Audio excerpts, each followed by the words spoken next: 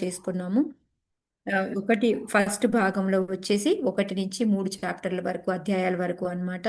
So దాంట్లో ఏంటి అంటే మనకి 1, 2, 3 శ్లోకాలు ఫస్ట్ అధ్యాయంలోవి చాలా ఇంపార్టెంట్ అని మాతాజీ చెప్పారు, నేను కూడా చెప్పాను. ఆ తర్వాత ఏంటి అంటే సౌనకాది ఋషులు అక్కడ మనకి యజ్ఞం చేయడానికి కూర్చుంటారు. కూర్చొని వాళ్ళందరూ ఏంటంటే ఎన్నో రోజులు యజ్ఞం చేయాలి కాబట్టి అక్కడ సూత గోస్వామిని చూసి ఆయన ఎంచుకొని ఆయన గురువుగా పెట్టుకొని ఆయన్ని 6 ప్రశ్నలు అడుగుతారనమాట. సో 6 ప్రశ్నలు ఏంటి అంటే మనకి అత్యంత శ్రేయస్కరమైన పని ఏంటి మానవునికి అనేది. రెండవది వచ్చేసి భగవంతుడు అదే మన యొక్క వేదాలు ఎన్నో ఉన్నాయి కాబట్టి ఆ వేదాల యొక్క సారం ఏంటి తెలుసుకోవాలనుకుంటున్నాము అని. మూడవది వచ్చేసి భగవంతుడి యొక్క పురుషావతారాలు. నాలుగవది వచ్చేసి ఆ మూడో క్వశ్చన్ వచ్చేసి దేవకి కడుపున ఎందుకు భగవంతుడు జన్మించాడు అని. నాలుగోది పురుషావతారాలు. ఐదోది లీలావతారాలు. ఆరోది ఏంటి అంటే ధర్మము భగవంతుడు వెళ్ళిపోయిన తర్వాత ఎవరి ఆశ్రయం తీసుకుంది అనేదన్నమాట. సో వీటికి ఆన్సర్లు చెప్పుకుంటూ మనకి ఫస్ట్ చాప్టర్లోనే 1-2 క్వశ్చన్లకి ఆన్సర్ చెప్తారనమాట. అది సెకండ్ చాప్టర్లో మనకి ఒకదానికి రెండో దానికి ఆన్సర్లు వస్తాయి. సో ఆ విధంగా మనకి ఆ 3 చాప్టర్లలో కూడా మనకి ఈ 6 ప్రశ్నలకి సమాధానం చెప్పడం అయిపోతుంది అనమాట. ఆరో ప్రశ్నకి ఏంటి అంటే భాగవతమే మనకి శరణు తీసుకోవడం అనేది చెప్తారనమాట. ఎప్పుడైతే అది చెప్పారో వెంటనే ఏంటంటే ఈ వ్యాసదేవులు వారు ఈ భాగవతం యొక్క గొప్పతనం ఏంటి దాని గురించి చెప్పండి అని చెప్పేసి మనకి ఈ 4-7 చాప్టర్ల వరకు కూడా మధ్య మధ్యలో సౌనకాది ఋషులు ప్రశ్నలు వేయడం. అవి నాలుగో అధ్యాయంలో ఏంటి భాగవతం గురించి దాని యొక్క ఇంపార్టెన్స్ ఏంటి దాని గురించి అడుగుతారు. తర్వాత 7వ చాప్టర్లో పరీక్షిత్ మహారాజ్ ఎవరు, సుఖదేవ్ గోస్వామి ఎవరు, వాళ్ళిద్దరికీ సంవాదం ఎలా జరిగింది, పరీక్షిత్ మహారాజ్ జననం ఎలా జరిగింది, ఈ ప్రశ్నలన్నీ కూడా అడుగుతారనమాట. సో వాటికన్నిటికీ కూడా అందుకని మనకి ఈ 4-7 చాప్టర్ల వరకు కూడా మనకి ఏం చెప్తారు, శ్రీమద్ భాగవతం అనేది ఎలా వచ్చింది, ఎవరు అనేది. వ్యాసదేవులు వారు సంతృప్తిగా లేకపోవడం, ఎన్నో వేదాలు రాసినప్పటికీ అన్ని వాటిని ఏ విధంగా డివైడ్ చేశారు, ఒక్కొక్కరికి ఎవరికి ఇచ్చారు, ఇదంతా కూడా మనం చెప్పుకున్నాం. ఆ తర్వాత ఆయనకి తృప్తి కలగలేదు.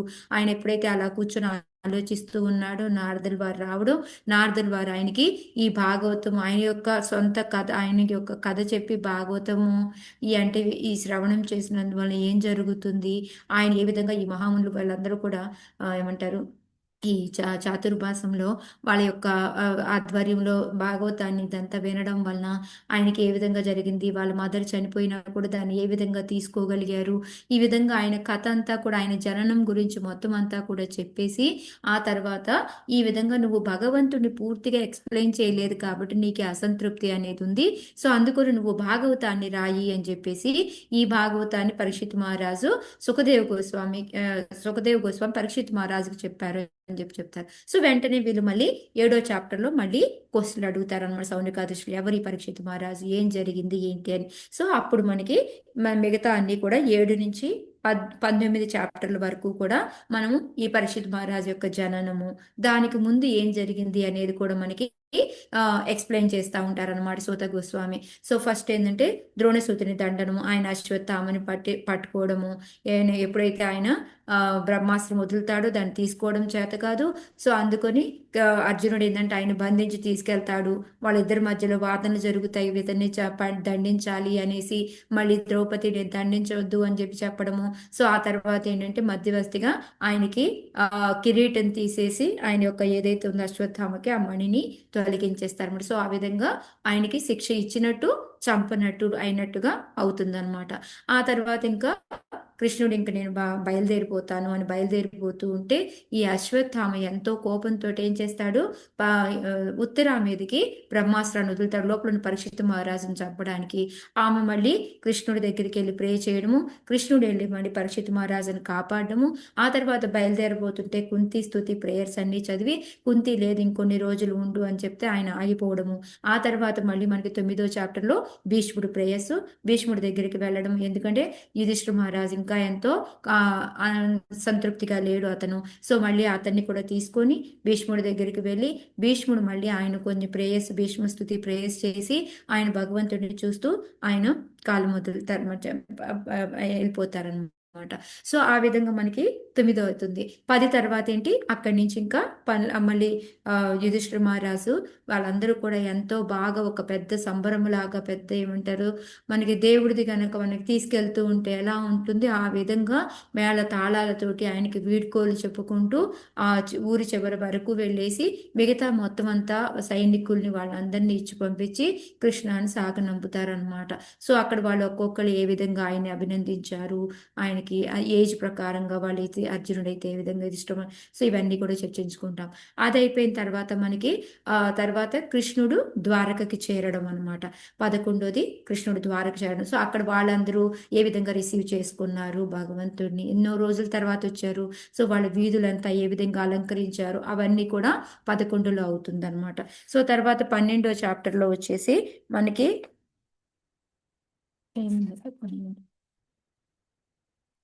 12 వచ్చేసి పరీక్షిత్ మహారాజు యొక్క జననం అనమాట. సో అక్కడ పరీక్షిత్ మహారాజు ఏంటంటే చక్కగా రాజ్యపాలన చేస్తూ ఉంటాడు. ఆ తర్వాత పరీక్షిత్ మహారాజు పుడతాడు. ఆయనకి పరీక్షిత్ అని పేరు ఎందుకు పెడతారు అని తెలుసుకున్నాము. ఆ తర్వాత ఆయన యొక్క ఏమంటారు చక్రం రాయించేస్తే ఆయన ఎంత పెద్దగా ఏ విధంగా అవుతాడు అనేసి ఒక్కొక్కరు దాని ప్రకారంగా జాతకం అంతా కూడా ఏదో యుధిష్ఠిర మహారాజు లాగా పరిపాలన బాగా చేస్తాడు అని, భీష్ముడు అర్జునుడు లాగా ఆరితేరు ఉంటాడు అనేసి ఈ విధంగా అన్ని కూడా ఆయన యొక్క అంత గొప్పతనం అంతా కూడాను ఎక్స్ప్లెయిన్ చేస్తారనమాట. ఆ తర్వాత మనకి 13వ చాప్టర్లో ధృతరాష్ట్రుడు నిష్క్రమణ, ఇప్పుడైతే ఆయన ధృతరాష్ట్రుడు కూడా వచ్చి యుధిష్ఠిర మహారాజు దగ్గరే ఉంటారు. ఎందుకంటే వాళ్ళు అందరూ కూడా కురుక్షేత్రంలో మరణిస్తారు కాబట్టి కొడుకులందరూ. అప్పుడు విదురుడు వచ్చి నీకు అసలు ఎలా బుద్ధి ఉంది, నువ్వు ఇక్కడ ఎలా ఉండగలుగుతున్నావు, నువ్వు వెంబటనే వెళ్ళు అంటే నేను యుధిష్ఠిర మహారాజు చెప్పేళ్తాను అంటే నువ్వు చెప్పేళ్తే మళ్ళీ ఆపుతారు, నువ్వు ఇమీడియట్గా బయలుదేరు అని చెప్పేసి చాలా కర్కోటకంగా అతనికి చెప్పడం. సో వాళ్ళు అక్కడి నుంచి వెళ్ళిపోవడము, అక్కడ వాళ్ళందరికీ ఏ విధంగా ఆయన దేహత్యాగం చేయడము, ఆ తర్వాత వాళ్ళ ఆవిడ కూడా అదే విధంగా ఆయనతో పాటు సతీసాగం చేయడం, ఇవన్నీ కూడా మనం చూస్తామన్నమాట. సో తర్వాత వచ్చి 14వ దాంట్లో శ్రీకృష్ణుడు కూడా ఆయన వెళ్ళిపోవడము. సో తర్వాత అర్జునుడు అక్కడికి వెళ్ళి వస్తూ భగవంతుడు లేకపోతే ఆయన శక్తి ఎంత విహీనంగా ఉంటుంది అనేసి, ఆ తర్వాత యుధిష్ఠిర మహారాజ్ కూడా ఎందుకు నువ్వు అంత డల్గా ఉన్నావు, నాకు ఎన్నో అపశకునాలు కలుగుతున్నాయి, అక్కడ అందరూ ఎలా ఉన్నారు ఏంటి అని ఒక్కొక్కరిని అడిగి తర్వాత ఇంక చివరికి కృష్ణుడికి ఏమన్నా అయిందా అనేసి ఆయన వెళ్ళిపోయారా మనల్ని అందరినీ వదిలేసి అని చెప్తే అప్పుడు మళ్ళీ వాళ్ళిద్దరూ కలిసి ఆలోచించుకుంటూ కృష్ణుడి యొక్క ఏమంటారు లీలలన్నింటినీ కూడా ఆయన ఏ విధంగా హెల్ప్ చేశారు వాళ్ళని అవన్నీ తలుచుకుంటూ, ఆ తర్వాత వాళ్ళు కూడా ఎప్పుడైతే పరీక్షిత్ మహారాజు బాగా ఎదిగి అంత రాజ్యపాలన చేయగలిగే స్టేజ్ వచ్చిందో అప్పుడు ఆయనకి రాజ్యాన్ని అప్పచెప్పేసి వీళ్ళందరూ కూడాను అదేంటో ప్రస్థానానికి బయలుదేరతారు అనమాట. ఆ తర్వాత 16వ అధ్యాయంలో ఏంటంటే పరీక్షిత్ మహారాజు వచ్చేసి కలియుగంలోకి రావడం అంటే ప్రవేశాన్ని ఇవ్వడం అనమాట. ఏ విధంగా అంటే ఎప్పుడైతే ఈ ఆవు భూదేవి వచ్చేసి ఆవు రూపంలోను, ధర్మం వచ్చేసి బుల్ రూపంలో కూడా ఉండి వాళ్ళిద్దరూ ఏంటంటే ఆ బుల్లుని హింసిస్తూ ఉంటాడు కలిపురుషుడు. సో వాళ్ళిద్దరి యొక్క సంవాదము, మనం ఎవరి ధ్యానంలో ఉండాలి, ఈ విధంగా ఇవన్నీ నువ్వు దుఃఖానికి గల కారణం ఏంటి ఇవన్నీ కూడా మాట్లాడుకుంటూ ఉంటారు. సో అప్పుడు మీ అందరికీ కారణం ఏంటి అని కలిపురుషుడు అని తెలుసుకొని ఆ కలిపురుషుడి దగ్గరికి వెళ్తాడనమాట. వెళ్ళి మళ్ళీ 17వ అధ్యాయంలో కలిపురుషుడి వెనకాల పడి ఆయనకి దండని విధించబోతే నువ్వు ఇలా దండని విధిస్తే ఎలాగా, నాకు కూడా ఏదో ఒక ప్లేస్ కావాలి కదా అంటే ఈ మన 4 రెగ్యులేటరీ ప్రిన్సిపల్స్ ఏమున్నాయో ఆ ప్లేస్లు ఇచ్చి అది కాకుండా మళ్ళీ బంగారాన్ని కూడా ఇస్తాడనమాట. సో ఆ విధంగా ఆయనకి దండన విధించడం అనేది జరుగుతుంది 17వ అధ్యాయంలో. సో మళ్ళీ 18వ అధ్యాయంలో ఏంటంటే ఆ పరీక్షిత్ మహారాజు ఒకసారి వచ్చేసి వేటకాని వెళ్ళడము, అక్కడ దప్పిగ్గా ఉండడము, అప్పుడు ఏంటంటే సైమిక ఋషి ఆయన యొక్క గుహలోకి ఆయన ఆశ్రమంలోకి వెళ్ళడము, మంచినీళ్ళు అడిగితే ఇవ్వలేదు అనేసి ఆయన తపస్సులో ఉంటే ఆయన కోపం వచ్చేసి ఆయన ఆ స్నేక్ అనేది దానికి వెయ్యడము అనేది జరుగుతుంది అనమాట. సో అది జరిగిన వెంటనే ఆ విషయం వాళ్ళ అబ్బాయి అయితే ఎవరైనా ఉన్నాడో శృంగి, ఆ శృంగికి తెలిసి వెంటనే ఆ పిల్లవాడు శాపం ఇస్తాడనమాట, వారం రోజుల్లో చనిపోతున్నాడు అనేసి.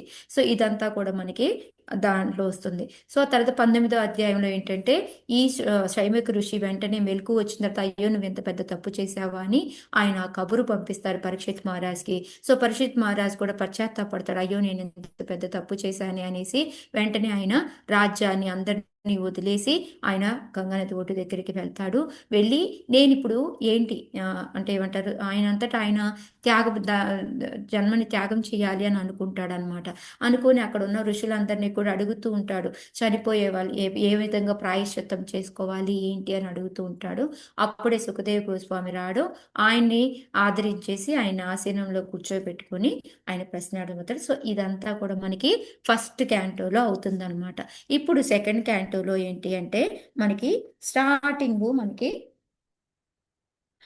పరీక్షిత్ మహారాజ్ మొదలు పెడతారనమాట. భగవంతుడిని మళ్ళీ ఆయన ప్రశ్నలు అడుగుతాడు. సో ఆయన అడిగే ప్రశ్నలు ఏంటి అంటే రెండు ప్రశ్నలు అడిగేది, పెద్ద ఎక్కువ క్వశ్చన్లు ఏం అడగడు ఆయన. ఏం అడుగుతాడు అంటే చనిపోయే వాళ్ళు ఏ విధమైన కాన్షియస్లో ఉండాలి, ఏ విధంగా జీవించాలి, ఏ విధంగా శరీరాన్ని వదిలివేయాలి, how to live, how to leave అనేదే ఆయన అడుగుతారనమాట. సో దానికి ఇప్పుడు మనకి ఆన్సర్ ఏంటి అంటే సింపుల్ అనమాట. ఆన్సర్ ఏంటంటే భక్తియే, ఇంకేమీ లేదు. మనం ఏ విధంగా జీవించాలి, చనిపోయేటప్పుడు మన కాన్షియస్ ఎలా ఉండాలి అంటే భక్తి అనమాట. మన లైఫ్ అంతా కూడా భక్తి చేస్తూ ఉండాలి. ఆ తర్వాత మృత్యు టైంలో ఇంకా భక్తిని పెంచుకుంటూనే ఉండాలి అనేది, ఇంకా ఆ భక్తి యొక్క తీవ్రత ఇంకా పెరగాలి అనమాట. సో అలా ఏంటంటే ఎలా అయితే పరీక్షిత్ మహారాజ్కి అథాతో బ్రహ్మ జిజ్ఞాస, మంచి ప్రశ్న అడిగావు నువ్వు, ఈ ప్రశ్న ద్వారా ఏంటి అంటే నేను అనేసి సుఖదేవ్ గోస్వామి చాలా పొగుడుతారనమాట ఆయన్ని. ఇవి ఏంటంటే భౌతికమైన ప్రశ్నలు కావు, ఇవి ఇవి అందరికీ కూడా ఉపయోగపడేవి నువ్వు అడిగిన ప్రశ్నలు అని చెప్పేసి ఈయన ఆన్సర్ చెప్పడం మొదలు పెడతారనమాట. సో దానికి ముందు ఏంటంటే మనకి ఏదైనా సరే ఎలా ఉండాలి అని చెప్పి అడిగారు కదా, ఎలా జీవించాలి అనేసి. సో దానికి సుఖదేవ్ గోస్వామి ఫస్ట్ చాప్టర్లో ఏం చెప్తారు అంటే ఏమి చెయ్యకూడదు, అంటే ఏం చెయ్యాలి కాకుండా మనం లైఫ్లో ఏమి చెయ్యకూడదు అనే దానికి ఆన్సర్ చెప్తారనమాట. అది ఏంటి అంటే ఒక గృహమేధిలాగా ఉండకూడదు, గృహస్థలాగా ఉండాలి. ఆ గృహమేధి అంటే ఏంటి అనేది కూడా మనకి చెప్తారనమాట. ఎలా అంటే ఫ్యామిలీ తోటి మనం అటాచ్మెంట్ ఎక్కువ పెట్టుకొని భౌతిక విషయాలు, భౌతిక కోరికలతోనే మునిగి ఇలా ఉండకూడదు అనేది మనకి మెయిన్గా చెప్తారనమాట. సో ఇప్పుడు ఏంటంటే ఇప్పుడు అసలు ఏం చెయ్యాలి అనే దానికి మళ్ళీ ఆన్సర్ చెప్తారనమాట. ఏం చెయ్యాలి అంటే మనం భగవదుని గురించి వినాలి, జపం చేయాలి, స్మరణం చేయాలి, శ్రోతవ్య కీర్తితవ్య శ్లోక అనమాట. సో ఈ దానికి ఎగ్జాంపుల్ ఏంటి అంటే మనకి ఆ ఆ, ఈ ఖట్వాంగ్ మహారాజ్ అంటే అంగభక్తి, మనము ప్రతి భక్తి ఎలా చేసుకోవాలి అని చెప్పి దాని తర్వాత ఫలశ్రుతి కూడా చెప్తారనమాట. ఎలా అంటే మనకి ఎప్పుడైతే ఆ మనలో ఆ భగవంతుడి మీద ఆ ఏమంటారంటే అన్ఫ్లించింగ్ అంటే ఎటువంటి చిన్న ఏమంటారు అన్ఫ్లించింగ్ ఏం చెప్పచ్చు మాత తెలుగులో వర్డ్ కరెక్ట్గా, ఆ విశ్వాసం అనేది ఎంత అంటే కొంచెం కూడా మనకి పిగలదు అనమాట. విశ్వాసం అనేది అంత విశ్వాసం మనకి భగవంతుడి మీద పెరుగుతూ ఉంటుంది అని చెప్పేసి చెప్తారనమాట. సో అందుకని వీటన్నిటిలోకి మనం 5 రకాల అంగభక్తిలో ఏదైతే ఉందో వాటిలో మెయిన్ది ఏంటంటే హరిహర నామైవ కేవలం. సో అది హరిహర నామ కీర్తనం ఒకటే టాప్ మోస్ట్, అదే మెయిన్గా చెయ్యాలి అని చెప్పేసి చెప్తారనమాట. సో మనకి ఈ విధంగా ఏంటంటే భాగవతం మొత్తం అంతా కూడాను దీన్నే వివరంగా మనకి ఎక్స్ప్లెయిన్ చేస్తారు. ఈ భక్తి జపము ఇదే మనకి పూర్తిగా మొత్తం అంతా భగవంతం చివరి వరకు కూడా మనకి ఇదే వస్తుందన్నమాట. సో అయితే ఇక్కడ మళ్ళీ ఏం చెప్తాడంటే సుఖదేవ్ గోస్వామి, మనము ఎన్ని రోజులు బతికాము అనేది ఇంపార్టెంట్ కాదు, ఏ విధంగా బతికాము అనేది చాలా ఇంపార్టెంట్ అని చెప్పి అంటే దానికి ఎగ్జాంపుల్గా ఖట్వాంగ్ మహారాజు చెప్తారనమాట. ఖట్వాంగ్ మహారాజ్కి ఎంత టైం ఉందని తెలుస్తుంది ఆయనకి?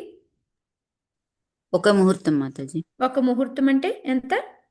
48 నిమిషాలు. 45 నిమిషాలు. సో ఆ టైంలో వెంటనే అతను ఎంత భక్తి మాతాజీ. సో ఆ విధంగా ఆ టైంలో ఆయన ఆ భక్తిని ఎలా చేసుకోవాలి అనేది ఆయన చక్కగా చేసుకొని మనకి చూపించారు అనమాట. ఆ కృష్ణ సేవలోనే ఆ కొంచెం టైంని వెంటనే గబగబా వెళ్ళి ఉన్నారనమాట. సో అందుకని ఏంటంటే సరే ఇప్పుడు భక్తి చేయాలి అని చెప్పారు, కానీ అక్కడ ఉన్న ఎంతో మంది ఋషులు ఉంటారు, అందరూ భక్తిలోనే ఉంటారా? ఉండరు. కొంతమంది మనకి ఏమంటారు ఇది అష్టాంగ యోగ విధానంలో ఉంటారు. కొంతమంది జ్ఞాన యోగంలో ఉంటారు. కొంతమంది కర్మయోగంలో ఉంటారు. సో అందుకని ఇక్కడ సుఖదేవ్ గోస్వామి ఏం చేయబోతున్నారు అంటే ఈ అష్టాంగ యోగ విధానంలో ఉన్న వాళ్ళు ఎవరైతే ఉంటారో వాళ్ళకి ఈ భక్తికి ఉండే మధ్యలో తేడాని అంతరాన్ని చెప్పాలి అని అనుకుంటారనమాట. సో అందుకని ఇప్పుడు ఆ కంపేర్ చేయడం మొదలు పెట్టారు. సో అష్టాంగ యోగంలో మన అందరికీ తెలుసు 8 విధానాలు ఉంటాయి అని. యమ, నియమ, ఆసన, ప్రాణాయామ, ప్రత్యాహార, ధారణ, ధ్యాన, సమాధి. సో దీంట్లో మనకి ఫస్ట్ 4 చూసామంటే యమ అంటే ఏంటి, మనము ఏమి చెయ్యాలి, ఏమి చెయ్యకూడదు, డోంట్స్ అన్నమాట. అంటే మనం ఏదైతే మన 4 ప్రిన్సిపల్స్ ఏవైతే ఉన్నాయో, మాంసాహారం తినకూడదు, ఆ, ఇవన్నీ ఉన్నాయి కదా మనకి. సో జోదాలు ఆడకూడదు, ఇవన్నీ పరస్త్రీతో కలవకూడదు, ఇవన్నీ కూడా మనకి ఈ 4 అనమాట.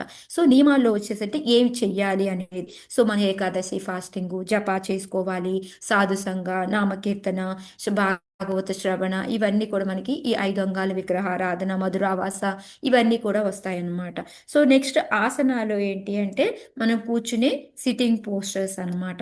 ఆ తర్వాత ప్రాణాయామం అంటే గాలిని నిర్బంధించడం. సో మనం చేసే ప్రాణాయామం ఉంటాయి కదా అవన్నమాట. నెక్స్ట్ ప్రత్యాహార. ప్రత్యాహార అంటే ఏంటి అంటే మనకి ఇంద్రియాలని ఇంద్రియార్థాల నుంచి నిగ్రహించుకోవడం అంటే మన కంట్రోల్ ద సెన్సెస్ అంటాం కదా అదనమాట. సో ఆ తర్వాత ధారణ ఏంటి అంటే మెడిటేషన్. సో మనము ఏదైతే మ్, భగవంతుడి మీద చేస్తాము. అయితే ఏంటంటే ఈ మెడిటేషన్ చేసే వాళ్ళకి ఏమవుతుంది అంటే కొంతమందికి ఇంకా భౌతికమైన కోరికలు అనేవి వాటితో అటాచ్మెంట్ అనేది ఉంటుందన్నమాట. సో అలాంటి వాళ్ళు దేని మీద చేస్తారు అంటే ధ్యానము అనేది, అదే ధారణ అంటే మెడిటేషన్ అనేది ఓన్లీ విశ్వరూప మీద చేస్తారు. సో వాళ్ళకి ఏమవుతుంది అంటే అలా చేస్తూ చేస్తూ ఉండగా వాళ్ళకి భౌతికమైన కోరికలు నశించాయి అనుకోండి, అప్పుడు వాళ్ళు ఏంటంటే పరమాత్ముని మీద ధ్యానానికి వెళ్తారనమాట. అలా కాకుండా వాళ్ళకి కోరికలు నశించకుండా అలాగే ఉన్నారనుకోండి, క్రమముక్తి అంటారు. అది మనకి సెకండ్ చాప్టర్లో కూడా వస్తుంది. ఆ క్రమముక్తి అంటే ఏంటంటే ఒక్కొక్క లోకంలో నుంచి అనమాట తప్పుకుంటూ తప్పుకుంటూ తప్పుకుంటూ చివరికి ఎప్పటికో లిబరేషన్ అంటే ఒక్కొక్క దగ్గర స్టాప్ స్టాప్ స్టాప్ స్టాప్ అనుకుంటూ అట్లా వెళ్ళిపోతూ ఉంటుంది. చాలా లాంగ్ ప్రాసెస్ అన్నమాట. అలా కాకుండా ఒక్కళ్ళ కోరికలు నశించిపోయి ఆ మెడిటేషన్ అనేది విశ్వరూపా నుంచి పరమాత్మకి షిఫ్ట్ అవుతారనమాట. సో అలాంటి వాళ్ళకి ఏంటంటే లిబరేషన్ అనేది దొరుకుతుంది. కానీ ఏ విధంగా వాళ్ళు మొత్తం కంట్రోల్ చేసుకొని తర్వాత ఇక్కడ మనకి ఈ కంట్రోల్ చేసుకొని వాళ్ళు కావాలనుకున్నప్పుడు కపాలభాతి నుంచి వాళ్ళ ప్రాణాన్ని వదిలిపెట్టడము, ఆ విధంగా భగవంతుడి అంటే భగవంతుడి దగ్గరికి వెళ్తారా అంటే లేదు, వాళ్ళు అప్పుడు కూడా వాళ్ళకి బ్రహ్మన్ రియలైజేషన్లోనే ఉంటారనమాట. సో అందుకని ఇవన్నీ ఎందుకు ఎక్స్ప్లెయిన్ చేస్తున్నారు అంటే హరే దీనికన్నా కృష్ణ. కూడా భక్తి మాతాజీ. అంటే. హరే కృష్ణ. మాతాజీ ప్రణాం సార్. ఇప్పుడు మాతాజీ బ్రహ్మ ప్లీజ్ మ్యూట్లోకి వెళ్ళరా ఎవరో కానీ. సో భక్తి అనేది మనకి ఒక సరళమైనది, మనకి భగవంతుడిని డైరెక్ట్గా మనము భగవంతుడి దగ్గరికి వెళ్ళగలుగుతాము అని చూపించడం కోసం ఈ చాప్టర్లో ఏంటంటే ఇదంతా కూడా క్లియర్గా ఎక్స్ప్లెయిన్ చేస్తారనమాట. సో ఇక్కడ ఏంటంటే సుఖదేవ్ గోస్వామి ఎలాంటి వారు అనేది కూడా మనకి చెప్తున్నారనమాట. సుఖదేవ్ గోస్వామి ఈ అష్టాంగ యోగ విధానంలో లేరు, ఆయన ప్యూర్ భక్తి, శుద్ధ భక్తిలోనే ఆయన నిమగ్నమై ఉంటారు అనేసి. సో ఈ విధంగా అదంతా కూడా ఎక్స్ప్లెయిన్ చేసిన తర్వాత ఇంకా ఏంటంటే విరాట రూప గురించి, ఎందుకంటే కొంతమంది విశ్వరూప విరాట రూప అంటాం కదా. సో దాని మీద కూడా వాళ్ళు ధారణ అనేది చేస్తారు కాబట్టి దాని గురించి కూడా చెప్పారనమాట. అలా ఎలా అంటే అవి ఆయన యొక్క కాళ్ళు పాతాళ లోకానికని అంటే ఏదైతే ఆయన శరీరం అంతా ఉందో ఈ 14 లోకాలు ఆయన ఒక్కొక్క దానికి, సో తలొచ్చేసి బ్రహ్మలోకం అని, ఈ విధంగా నాభి ఏంటి ఇవన్నీ కూడా వస్తాయన్నమాట. నేను మొత్తం వివరంగా చెప్పట్లేదు మీకు, జస్ట్ హింట్స్ ఇస్తున్నాను ఈ చాప్టర్లో ఏది ఉంది అని. సో తర్వాత ఏంటంటే ఆయన యొక్క విరాట్ రూప యొక్క పనులు కూడా చెప్తారనమాట. అంటే పనులు ఇంకోటి ఒక్కొక్క చోట ఒక్కొక్కలాగా విరాట్ రూపాన్ని విశ్వరూపాన్ని ఎక్స్ప్లెయిన్ చేస్తారు. ఎలా అంటే ఆయన భుజాలు క్షత్రియులని, తల వచ్చేసి బ్రాహ్మణులని, ఆ విధంగా మనకి కాళ్ళు చేతులు వచ్చి శూద్రులు అనేసి, పొట్ట వచ్చేసి వైశ్యులు అని చెప్పడము. సో ఈ విధంగా మనకి ఇంకా ఏంటంటే ఒక్కొక్క యాక్టివిటీస్ దేవతాస్ ఎక్కడెక్కడ ఏ దేవత ఉండి పనిచేయడం మొదలు పెడుతుంది అనేసి, నోరు అంటే ఫైర్ అనేసి, లోటస్ ఫీట్ అంటే వచ్చేసి మనకి యముడు అనేసి. సో ఈ విధంగా ఒక్కొక్క దేవత కూడా ఈ వీటిలో ఎక్కడెక్కడ ఉంటుంది, ఏం పని చేస్తూ ఉంటుంది అనేది కూడా విరాట్ రూపంలో ఇవన్నీ కూడా ఎందుకు ఎక్స్ప్లెయిన్ చేశారు అని అంటే మనకి వీటన్నిటికన్నా కూడాను భక్తి అనేది సరళము అని చెప్పడానికి, భక్తి యొక్క ఇంపార్టెంట్ అని చెప్పడానికి మనకి చెప్తారు. ఈ సేమ్ ఎక్స్ప్లెనేషన్ అంతా కూడా మనకి మళ్ళీ 5th చాప్టర్లో కూడా వస్తుంది. మళ్ళీ ఇంకా అక్కడ నేను ఎక్కువ ఎక్స్ప్లెయిన్ చేయను మీకు. సో సేమ్ ఇదే థింగ్ 5th చాప్టర్లో వస్తుంది అనమాట. సో ఈ విధంగా ఏంటి మనకి ఇవన్నీ విశ్వరూప గురించి చెప్తారనమాట. ఇప్పుడు మనము సెకండ్ చాప్టర్, ఒకటి ఫస్ట్ది భగవదానుభూతిలో ప్రథమ సోపానము చాప్టర్ పేరు. సో దానికి ఆయన అడిగిన ప్రశ్నలకి ఒకటే ఒకటి సమాధానం భక్తి అని. ఆ భక్తి యొక్క ప్రామినెంట్ నిరూపించడం కోసం మనకి 3 చాప్టర్లో కూడా ఇప్పుడు ఫస్ట్ వచ్చేసి అష్టాంగ యోగ విధానము వర్స్ భక్తి అనేది చెప్పారనమాట. సెకండ్ చాప్టర్లో వచ్చేసి ఏంటంటే పరమాత్మ, ఎవరైతే మరి ధ్యానాలు పరమాత్మ గురించి చేస్తారు కదా, మరి ఇప్పుడు పరమాత్ముడి గురించి చెప్పాలి కదా, అందుకొని సెకండ్ చాప్టర్లో ఏంటంటే హృదయస్థ పరమాత్మ గురించి చెప్తారనమాట. ఎలాగ మనము భగవంతుడితోటి అంటే ఇక్కడ ఎక్కువగా ఏం ఎక్స్ప్లెయిన్ చేస్తారు అంటే మనకి డిటాచ్మెంట్ అంటే ఆసక్తి లేకుండా విరక్తి రావాలి. అదే కాకుండా భగవంతుడి మీద మనము ఇంకా ఎక్కువ ఏ విధంగా మెడిటేట్ చేసుకోవాలి అనే విషయాలు మనకి ఇందులో అంటే మనకి కోరికలు పోవాలి కదా, కోరికలతో అటాచ్మెంట్ ఉంటేనే విశ్వరూపతో చేస్తాము. కోరికలతో దాని కోరికల మీద మనకి విరక్తి వచ్చిందనుకోండి, అటాచ్మెంట్ లేదు అనుకోండి, అప్పుడే కదా మనం పరమాత్మలోకి మారుతాము. సో అందుకొని దాని గురించి చెప్తున్నారు అనమాట. సో ఎలాగా అంటే వీటి మీద విరక్తి మనం ఎలా పెంచుకోవాలి అంటే ఈ భౌతిక ఆనందం ఏదైతే భౌతిక కోరికలను వచ్చే ఆనందం ఏంటి అంటే ఒక కళ లాంటిది మనకి అని చెప్తున్నారు అనమాట. ఎందుకు అంటే దాని మీద మనకి చూడండి ఇప్పుడు మన నిజమే కళ ఉంటే దాని మీద వ్యామోహం పెంచుకున్నాం అనుకోండి, ఏమవుతుంది మనకి? అది నిజమవుతుందా? అవ్వదు మాతాజీ.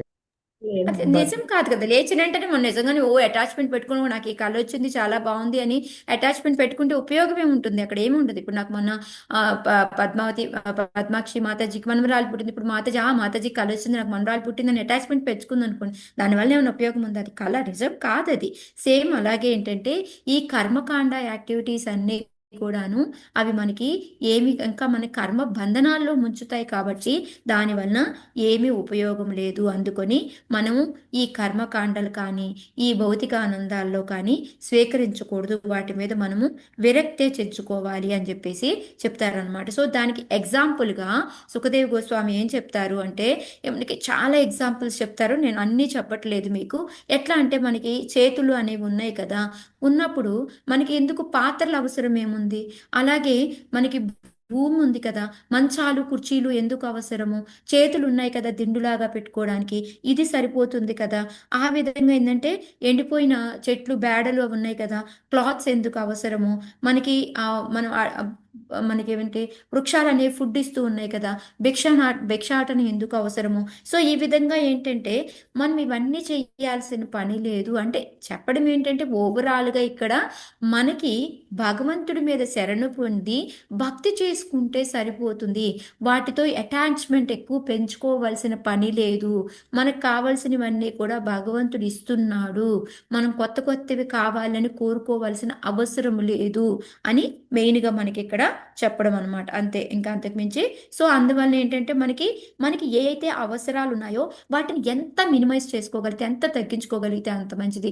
సో మన అవసరాలని పెంచుకునే కొద్దీ ఏమవుతూ ఉంటుంది? కోరికలు పెరుగుతాయి, దానికి తగ్గ ఖర్చుకు మనం డబ్బు సంపాదించాలి అనుకుంటాము.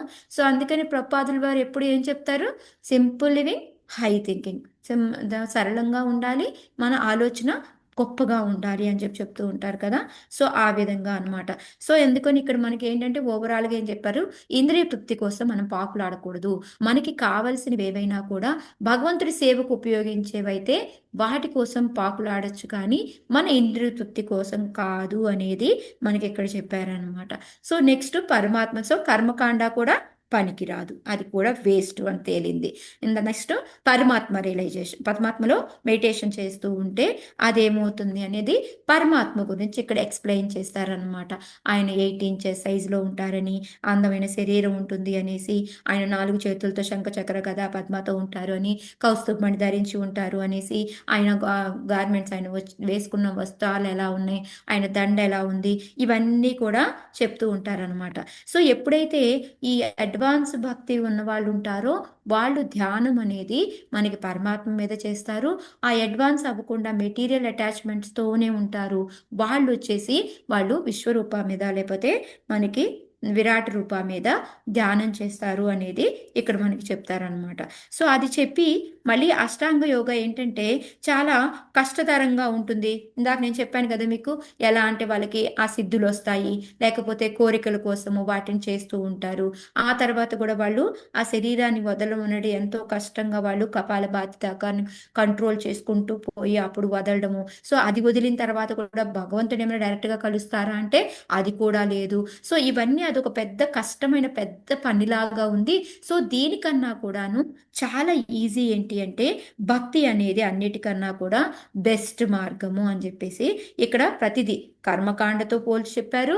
మళ్ళీ అష్టాంగ యోగ విధానంలో కూడా విరాట రూప మీద, నెక్స్ట్ మళ్ళీ మళ్ళీ పరమాత్మ మీద చేసేదాన్ని కూడా ధ్యానంతో కూడా చెప్పి అన్నిటినీ అబ్జర్వ్ చేసి ఏం చెప్పారు చెప్పి మళ్ళీ లాస్ట్లో ఏం చెప్తారు అంటే ఇది మనము అయితే మరి ఈ భక్తి అనేది ఎలా చేసుకోవాలి? ఓకే, భక్తి మార్గం గొప్పది అని చెప్పారు, అన్నిటితో కంపేర్ చేశారు, అయిపోయింది. సో ఇంకోటి ఏంటంటే ఇంకోటి మెయిన్ పాయింట్ ఇక్కడ సుఖదేవ్ గోస్వామి ఏం చెప్తారు అంటే ఇది నేను చెప్పడమే కాదు, బ్రహ్మ కూడా 3 సార్లు వేదాలను చదివి దాన్ని చెప్పింది ఏంటి, ఈ భక్తి అనేది బెస్ట్, ఇంకా దేనికి కూడా వెళ్ళక్కర్లేదు అనేసి ఆయన స్టాంప్ వేశారు దాని మీద అని చెప్పేసి చెప్తారనమాట.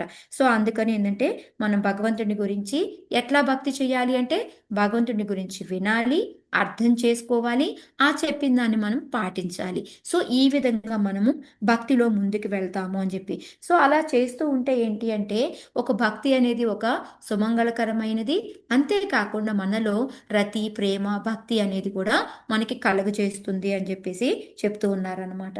మరి దీన్ని ఎలా పెంపించుకో లాభాలు తెలిసాయి, భక్తి ఎలా చేసుకోవాలో తెలిసింది, కానీ దాన్ని ఏ విధంగా చేస్తే మనం ముందుకు వెళ్తాము అంటే సాధన భక్తి అని చెప్పి చెప్తారనమాట. సో సాధన భక్తి అనేది మనం ప్రాక్టీస్ చేయాలి. ఆ సాధన భక్తి ప్రాక్టీస్లో ఏముంటుంది మనకి, శ్రవణం, కీర్తనం, స్మరణం, అది కూడా ఎక్కడ ఎప్పుడైనా సర్వత్రా సర్వదా ఎప్పుడూ ఎక్కడైనా సరే మనం ఈ పనులు అనేవి చేసుకుంటూ వెళ్తే ఆ సాధన భక్తి అనేది చేసుకుంటూ చేసుకుంటూ మనము చిన్నగా మనము ప్రేమ భావరతి దాకా వెళ్ళిపోతాము అని చెప్పారనమాట. సో ఎప్పుడైతే ఈ భక్తి చేస్తూ ఉంటామో మనకి 2 రకాలైన లాభాలు ఉంటాయి అని కూడా మళ్ళీ సుఖదేవ్ గోస్వామి చెప్తారనమాట. ఏంటిది అంటే మనకి ఏదైతే మన లక్ష్యం ఏమనుకుంటాం, భౌతిక వాంఛ అని అనుకుంటాం కదా, దాని అపవిత్రమైన కోరిక అది. సో దాన్ని పవిత్రం చేసుకుంటాం అంటే మన లక్ష్యం ఏంటి అనే దాన్ని మనం మార్చుకుంటాం అన్నమాట. భౌతిక కోరికలు కాకుండా ఆధ్యాత్మికంగా వెళ్ళాలి అనేది మార్చుకోగలుగుతాము. రెండోది ఏంటి అంటే కంపల్సరీ లాస్ట్కి మనం భగవంతుడి దగ్గరికి చేరుతాము. సో ఈ 2 రకాలైన లాభాలు ఉన్నాయి అని చెప్పేసి మనకి భగవంతుడి యొక్క పాదాలు మనం చేరుతాము. అది ఎలాగంటే బై శ్రవణం, కీర్తనం, జపం, వీటన్నిటి ద్వారా అనేది మనకి 2nd చాప్టర్లో మనకి మళ్ళీ భక్తి అని చెప్పేసి దాన్ని ఎలా చేసుకోవాలి, దాంతో వచ్చే లాభాలు ఏంటి అనేది కూడా మనకి చెప్తారనమాట. సో 3వ చాప్టర్ వచ్చేసి విశుద్ధ భక్తి యుక్త సేవ. సో ఇప్పుడు ఏంటంటే భక్తి అనేది కన్ఫర్మ్ ఒకటే మార్గం, కానీ ఈ భక్తిలో కూడా మనం రకరకాల భక్తులు చేస్తూ ఉంటాం. ఏం భక్తులు చేస్తూ ఉంటాము, కొంతమంది దేవతల దగ్గరికి వెళ్తారు, కొంతమంది కృష్ణుడిని తలుస్తూ ఉంటారనమాట. సో అందుకని మనకి ఈ ఫస్ట్ 2 చాప్టర్లో ఏంటి మనకి కంపల్సరీ కర్మకాండ కాదు, అష్టాంగ యోగ విధానము కాదు, భక్తి మార్గమే ఎస్ అన్నారు. సో ఆ భక్తిలో కూడా మళ్ళీ మనకి ప్యూర్ భక్తి, శుద్ధ భక్తి అనేది ఉండాలి. అంటే ఎప్పుడూ కూడా మనం కృష్ణుడిని తలుచుకుంటూ కృష్ణుడి యొక్క సేవలోనే ఉండాలి, ఇతర దేవతల యొక్క ఆరాధనలో ఉండకూడదు అనే దాన్ని కూడా ఇక్కడ మళ్ళీ మనకి ఏదైతే భగవద్గీతలో వ్యవసాయాత్మక బుద్ధి సమాధాన విధి అంటే ఒకే దాని మీద మన కాన్సన్ట్రేషన్ ఏకాగ్రత అనేది ఉండాలి. ఇప్పుడు 4 వైపులా వెళ్ళింది అనుకోండి, ఆటోమేటిక్ డివైడ్ అయిపోతూ ఉంటుంది కదా. సో అందుకని అలా కాకుండా మనది ఒక్కరి మీద ఉండాలి, అంటే ఒకే దేవుడు ఒకే కోరిక ఏంటిది మనకి అది. సో అక్కడ కాకుండా ఇంకా నెక్స్ట్ ఏం చెప్తున్నారు అంటే ఒక్కొక్క దేవత అనేది ఒక్కొక్క కోరిక ప్రకారంగా ఉంటాయి అనేసి మనకి ఆ దేవతల పేర్లందరూ వాళ్ళు దేనికోసం అనేది కూడా ఇక్కడ సుఖదేవ్ కోసం ఎక్స్ప్లెయిన్ చేస్తారనమాట. సో ఫర్ ఎగ్జాంపుల్ ఏంటి, మనకి మంచి భర్త రావాలి అని అనుకోండి, లేకపోతే మంచి హీరో లాగా ఉండాలి అనుకున్నాం అనుకోండి, మనం శివుడిని ప్రే చేస్తూ ఉంటాము. మంచి రతిమైన కోరికలు అది ఉండాలి అంటే ఇంద్రదేవుని పూజ చేస్తూ ఉంటారు. మానసికమైన ఏమైనా బాధలు ఉంటే చంద్రుడిని పూజ చేస్తూ ఉంటారు. అలా కాకుండా ఒక స్ట్రాంగ్ బిల్డప్ బాడీ కావాలి అంటే భూదేవిని ప్రే చేస్తూ ఉంటారు. సో అలాగా ఒక్కో దేవకి ఒక్కొక్క కోరిక అంటే ఆ దేవతని పూజ చేయొచ్చు అనేసి ఇలా ఒక్కో దేవకి ఒక్కొక్క ఉంటాయి అని చెప్పేసి ఆయన చెప్తారనమాట. సో మంచి బిడ్డలు కావాలి అంటే దక్షుడు, ఆ విధంగా మనకి చాలా దేవతల పేర్లు దేనికి మనం పూజ చేస్తాము అనేది కూడా మనకి అక్కడ వస్తుందన్నమాట. సో మనకి ఏంటంటే భగవద్గీతలో మనకి చెప్పారు ఎందుకు మనం దేవత ఆరాధన చేయకూడదు. ఒకటి అది అవిధి పూర్వకము, రెండోది దేవతలు స్వతంత్రులు కాదు. వాళ్ళకి ఏదైనా మనకి మన కోరిక నెరవేర్చాలి అంటే ఎవరి మీద ఆధారపడతారు? వాళ్ళంతటి వాళ్ళు చేసేయచ్చా ఆ సేవ? అది భగవంతుడి కోరిక మీద తీర్చేయచ్చా? భగవంతుడి మీద భగవంతుడి మీదే. సో ఇదంతా మనకి 9th చాప్టర్లో 7th చాప్టర్లో వస్తుంది. ఎందుకు దేవతల ఆరాధన చెయ్యకూడదు అనేది. సో అవన్నీ కూడా ఇక్కడ మళ్ళీ సుఖదేవ్ గోస్వామి చెప్తారనమాట. సో అందుకొని వీటన్నిటికన్నా కూడా ఓకే, ఒకవేళ ఇప్పుడు నీ కోరికలు ఉన్నాయి, భక్తిలో ఉన్నావు కానీ నీకు కోరికలు ఉన్నాయి అంటే నో ప్రాబ్లం. అకామ సర్వకామవ మోక్షకామి ఉదారదీహి తీవ్రైన భక్తి యోగేన యజేత పురుషం పర.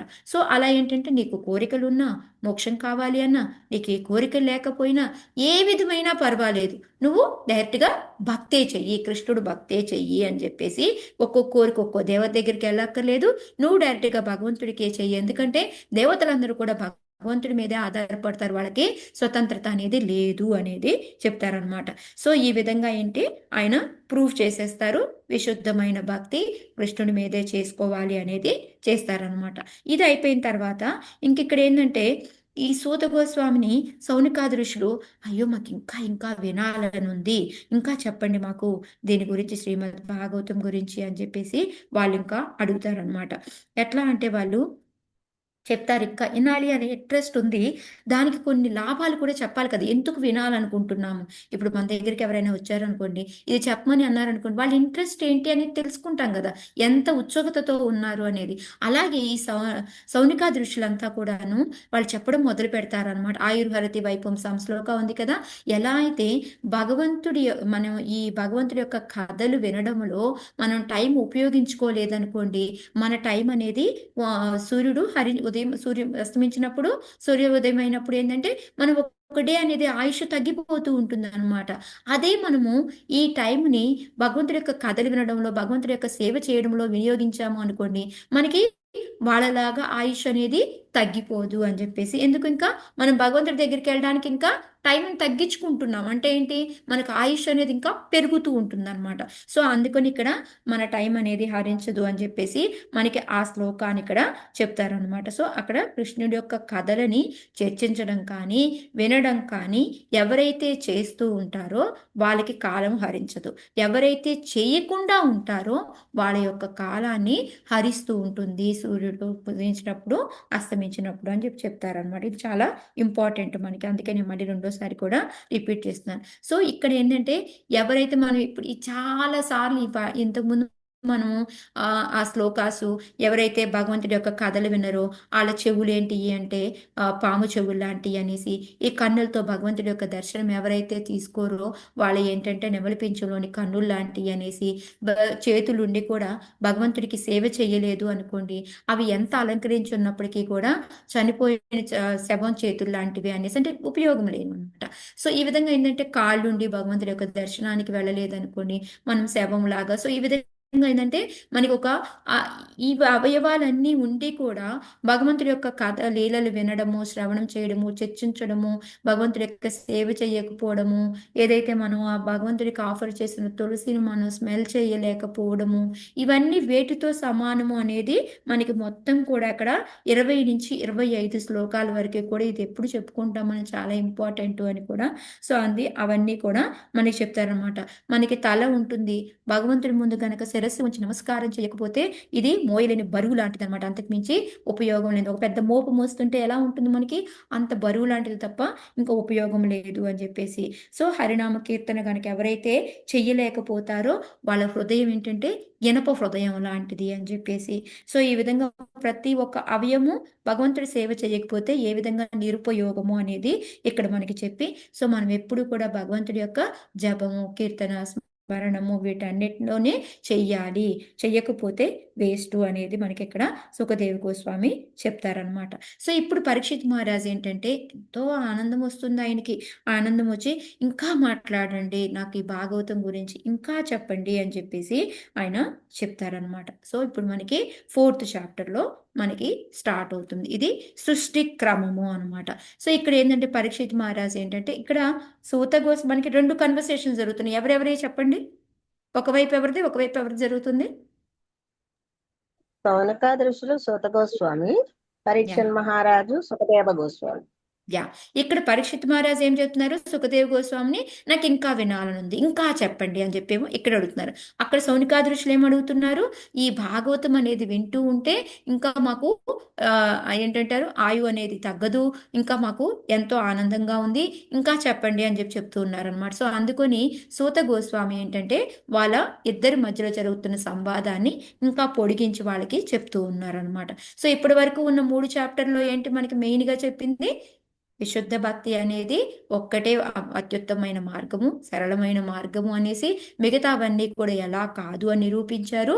ఆ తర్వాత వచ్చేసి మన అవయవాలన్నీ కూడా భగవంతుడి యొక్క దానికి ఉపయోగపడకపోతే ఈ దేహం ఉన్నా కూడా చనిపోయిన శవం లాంటిది అని ఓవరాల్గా అర్థం వచ్చేలాగా చెప్పారనమాట. సో ఇప్పుడు ఏంటి అంటే ఇప్పుడు మనకి ఇంకా ఆయన ఇప్పుడు మళ్ళీ పరీక్షిత్ మహారాజు సుఖదేవ్ గోస్వామిని ప్రశ్నలు అడుగుతారనమాట.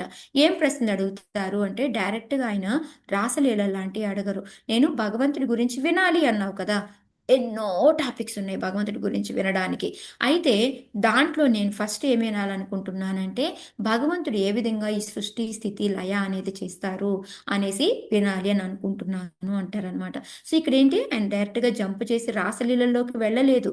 ఈయన భౌతికమైన కార్యక్రమాలన్నీ భగవంతుడు ఏ విధంగా చేస్తున్నాడు, దీని వెనకాల ఎవరున్నారు, ఈ సృష్టి అనేది ఎలా జరుగుతుంది, నేను ఇవన్నీ ఎందుకు తెలుసుకోవాలనుకుంటున్నారు, దానివల్ల వచ్చే లాభం ఏంటి చెప్పండి? ఎందుకు మనం ఇదే తెలుసుకోవాలనుకున్నాడు పరీక్షిత్ మహారాజ్ ఫస్టే? భగవంతుడి గురించి వినాలని. భగవంతుడి దానిలో యొక్క కూడా గొప్పతనం భగవంతుడు ఉంటారు. అర్థమవుతుంది. మెయిన్ అది కాదు మాతాజీ, భగవంతుడి యొక్క గొప్పతనం అర్థమవుతుంది. ఇప్పుడు మనం ఎవరైనా విశ్వరూప చాలా పెద్దది అది అది అని ఊహించుకున్నారు అనుకోండి, దాని వెనకాలే మూలం భగవంతుడు ఉన్నాడు అని తెలిస్తే ఆటోమేటిక్గా దాని మీనింగ్ డిఫరెంట్గా వస్తుంది కదా. ఇప్పుడు ఏదైతే మనకి ఎవరు అంబరీష్ ఎవరు ఆ ప్రభు పేరు మర్చిపోయాను నేను, Amarendra Prabhu. Amarendra Prabhu, yes thank you మాతాజీ. సో అమరేంద్ర ప్రభు లెక్చర్లో ఒకసారి చెప్తారనమాట. సో ఎవరు బాసు అని అనుకుంటూ ఒకరి నుంచి ఒకరికి, ఒకరి నుంచి ఒకరు, ఒకరి నుంచి ఒకరు, ఒకరి నుంచి అనుకొని కనుక్కుంటూ బాసు అని తెలిసే లోపల దానికన్నా డైరెక్ట్గా బాస్ దగ్గరికి నువ్వు బాస్ అంటే అయిపోతుంది కదా.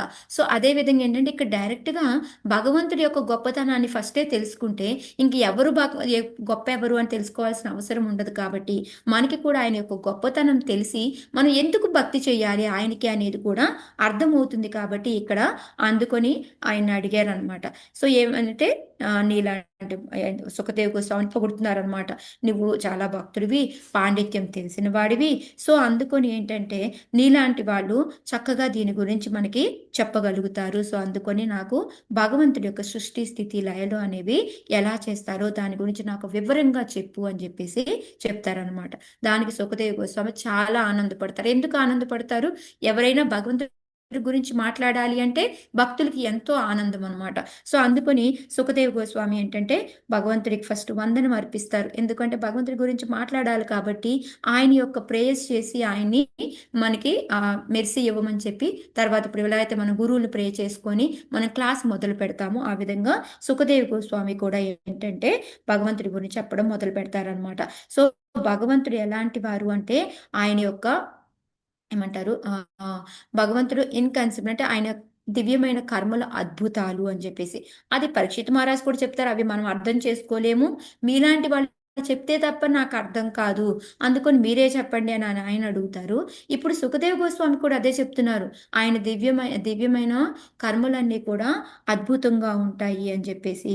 ఇంకా ఏంటంటే ఆయన యదువంశీయులకి స్నేహితుడు అని, భక్తులకి ఏదైనా ఏమంటారు, భక్తుల్లోని కోరికలన్నిటినీ కూడా, సమస్యల్ని అవన్నిటి కూడా నివారించగలుగుతారు, ఆయన పరమ భక్తుడు, ఆయన అసమూర్తుడు అని భగవంతుని గురించి గ్లోరిఫై అంటే కీర్తిస్తూ ఉంటారనమాట ఇక్కడ.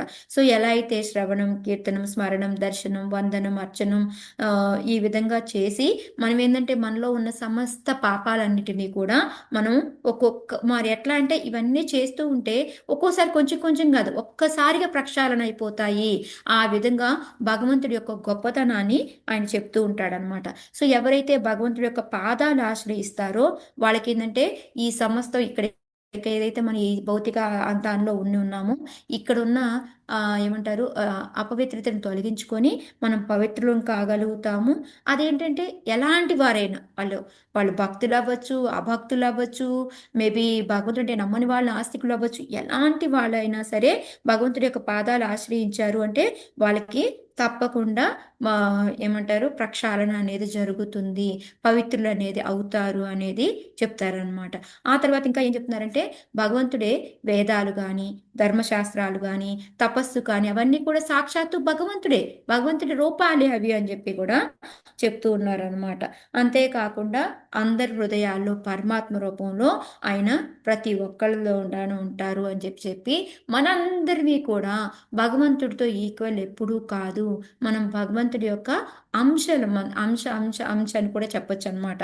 సో అంటే ఇక్కడ ఏంటంటే బ్రహ్మ వీళ్ళందరి పేర్లు కూడా చెప్తాడు సుఖదేవ్ గోస్వామి. సో వీళ్ళందరూ కూడా భగవంతుడి యొక్క అంశలే, భగవంతుడితో ఈక్వల్ ఎవరూ కాదు అని చెప్పి ఆ తర్వాత ఏంటంటే బ్రహ్మకు కూడా భగవంతుడే ఈ నాలెడ్జ్ అనేది ఇచ్చాడు అని చెప్పి మనందరికీ కూడా జన్మకి ఇక్కడికి రావడానికి కానీ మనందరికీ కారణం ఎవరయ్యా అంటే భగవంతుడే అని చెప్పేసి.